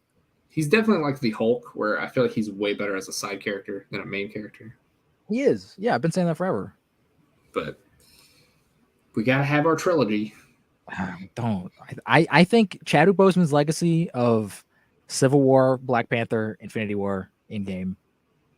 We had 4 movies with him, all right, as in the character, and he did a great in all 4 of them. Like, I think we can recast and be fine. It's not going to erase what he did.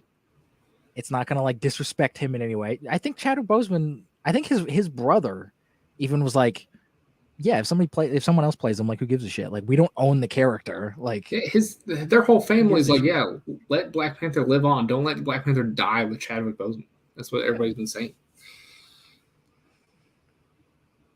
Because like that's probably what's gonna happen.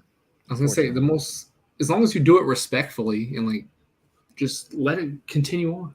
But I don't see how they could do it like disrespectfully. Like, it's just recasting. Unless if they recast and then kill Black Panther off, that would be disrespectful. I wouldn't see that as disrespectful, really. Like, in the same movie, they recast and kill him in the same movie. That would be more disrespectful to the guy that they recast, if anything. I don't think that would be disrespectful to Chadwick Boseman. Yeah, I guess. Yeah. But like, it would be disrespectful if they like recast and then they had like a little joke about like, oh, hey, you look different. Yeah, I know. Yeah. I'm more handsome than I was before. And then they like wink at the audience. Like, that's like, why would you say that? Like, that's. See, that works with Terrence Howard because. And they didn't joke about it. They didn't go like, hey, Terrence Howard, fuck you. They had like one small little self-aware line that was just like, hey, it's me. I'm here. Deal with it. Like, it's just one little, and that was a great way to handle it.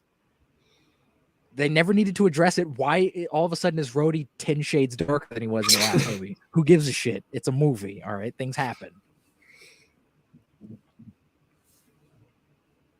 But yeah, I think I agree with you on that one. If they made it, and that would be in such bad taste if they made a joke about that. That would be one would ever. That would be disrespectful. Just recasting him isn't disrespectful.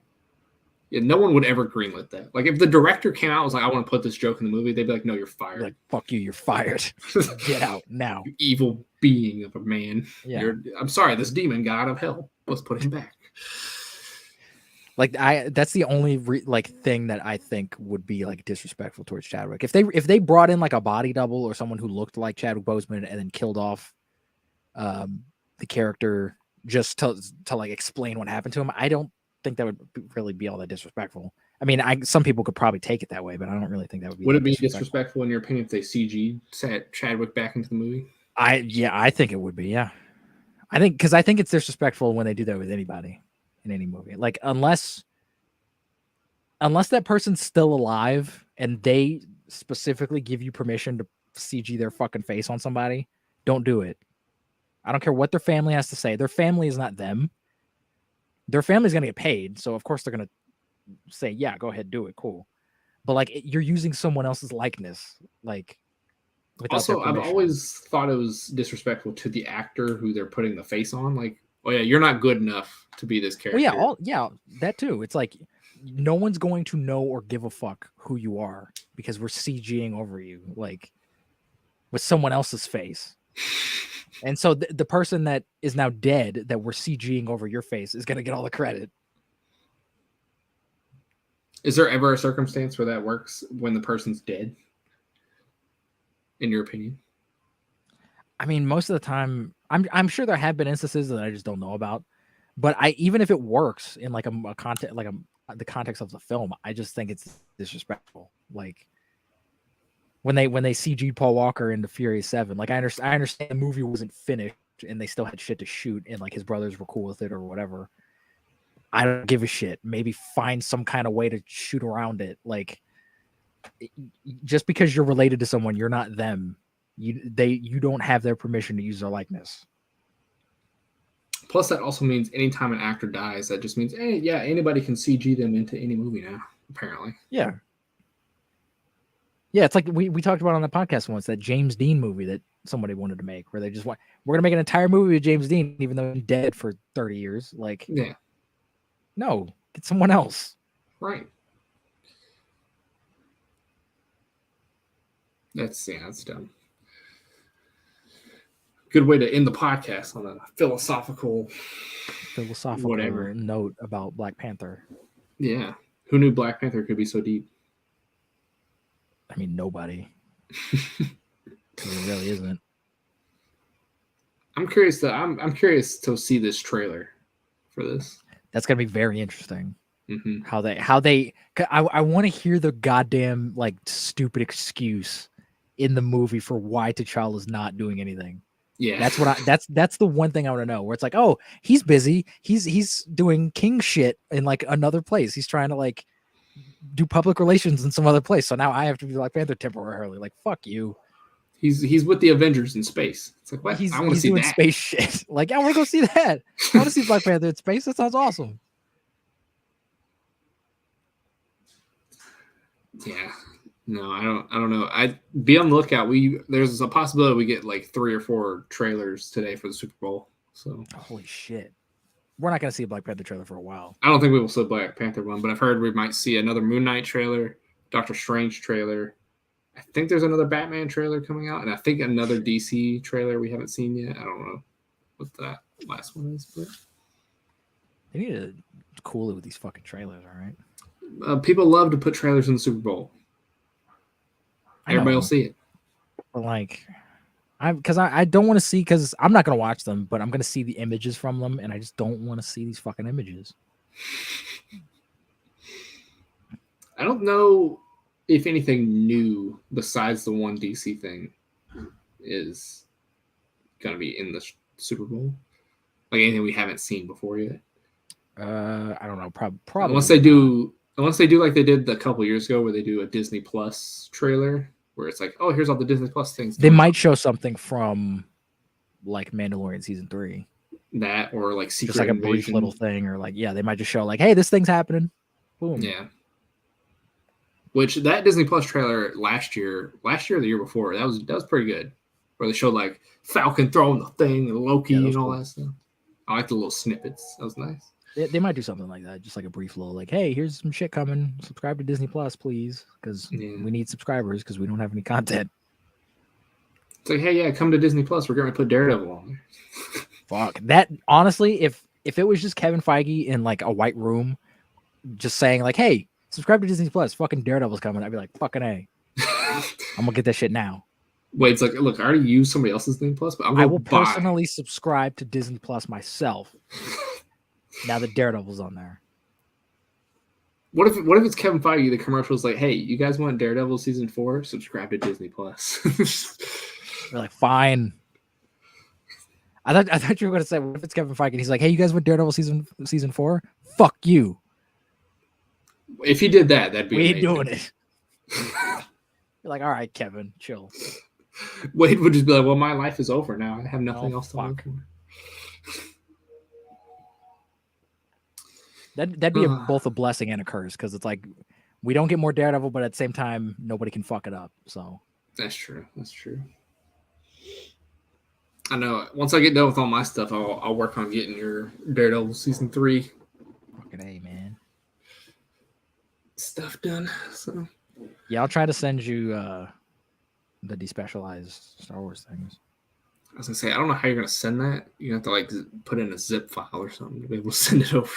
I could put it. Do you have Dropbox? I don't think so. Or like Google Drive or something? I can put them in a Google Drive thing, and then you can just download them through there. I think I have a Google Drive. I haven't been on it in a while, so.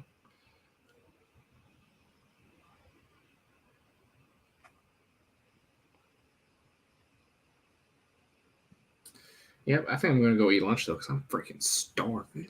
Yeah, I'm hungry too. I bought a couple Cokes, so I'm gonna fucking make a sandwich, drink my Cokes. I thought you were gonna say you were gonna make a sandwich out of Cokes. I'm like, how the hell do you do that? I'll figure out a way. Don't test me. I mean, you could do that. You could like have like a ham sandwich and then just soak it. Yeah, just soak it in Coke.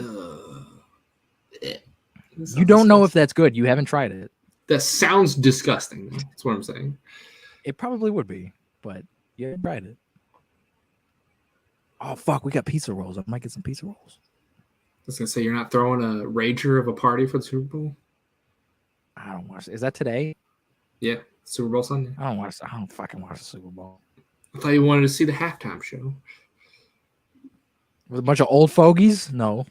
Eminem? You ain't a fan of Eminem? Not really. Not anymore. Some of his old stuff's good, but unless he comes up and just sings Venom for like the whole thing, I don't care. Snoop Dogg's singing. Oh God, what is he singing? Fuck, I can't remember what it is now.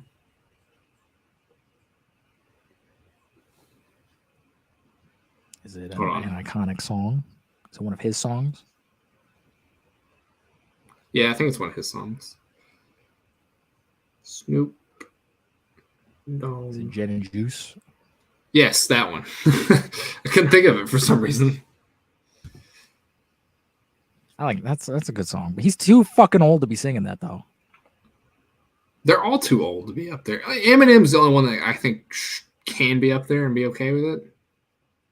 Yeah, sure. Dr. Dre, Snoop Dogg, Eminem are all going to be in the halftime show. Cool. This could be a boring ass halftime show. Dr. Dre says Eminem won't whip out his penis during halftime show. Thanks, Eminem. Thanks for that. Is that something he did once? I guess. I don't know why it's being mentioned.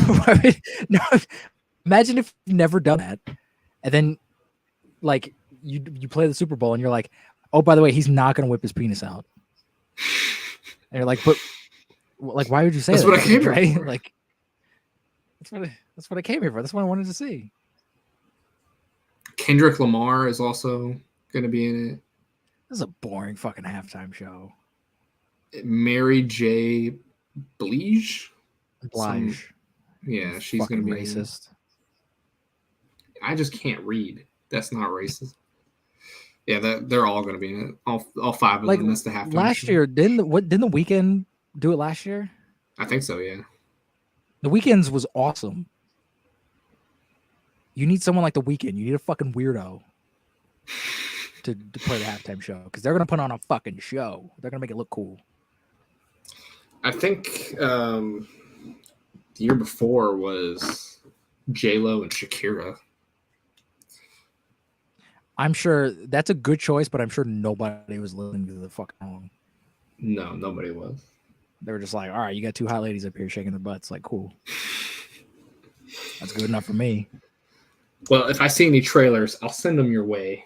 You don't have to watch them. Don't, because I'm not going to watch them. I'll send them to you just so you know that they exist.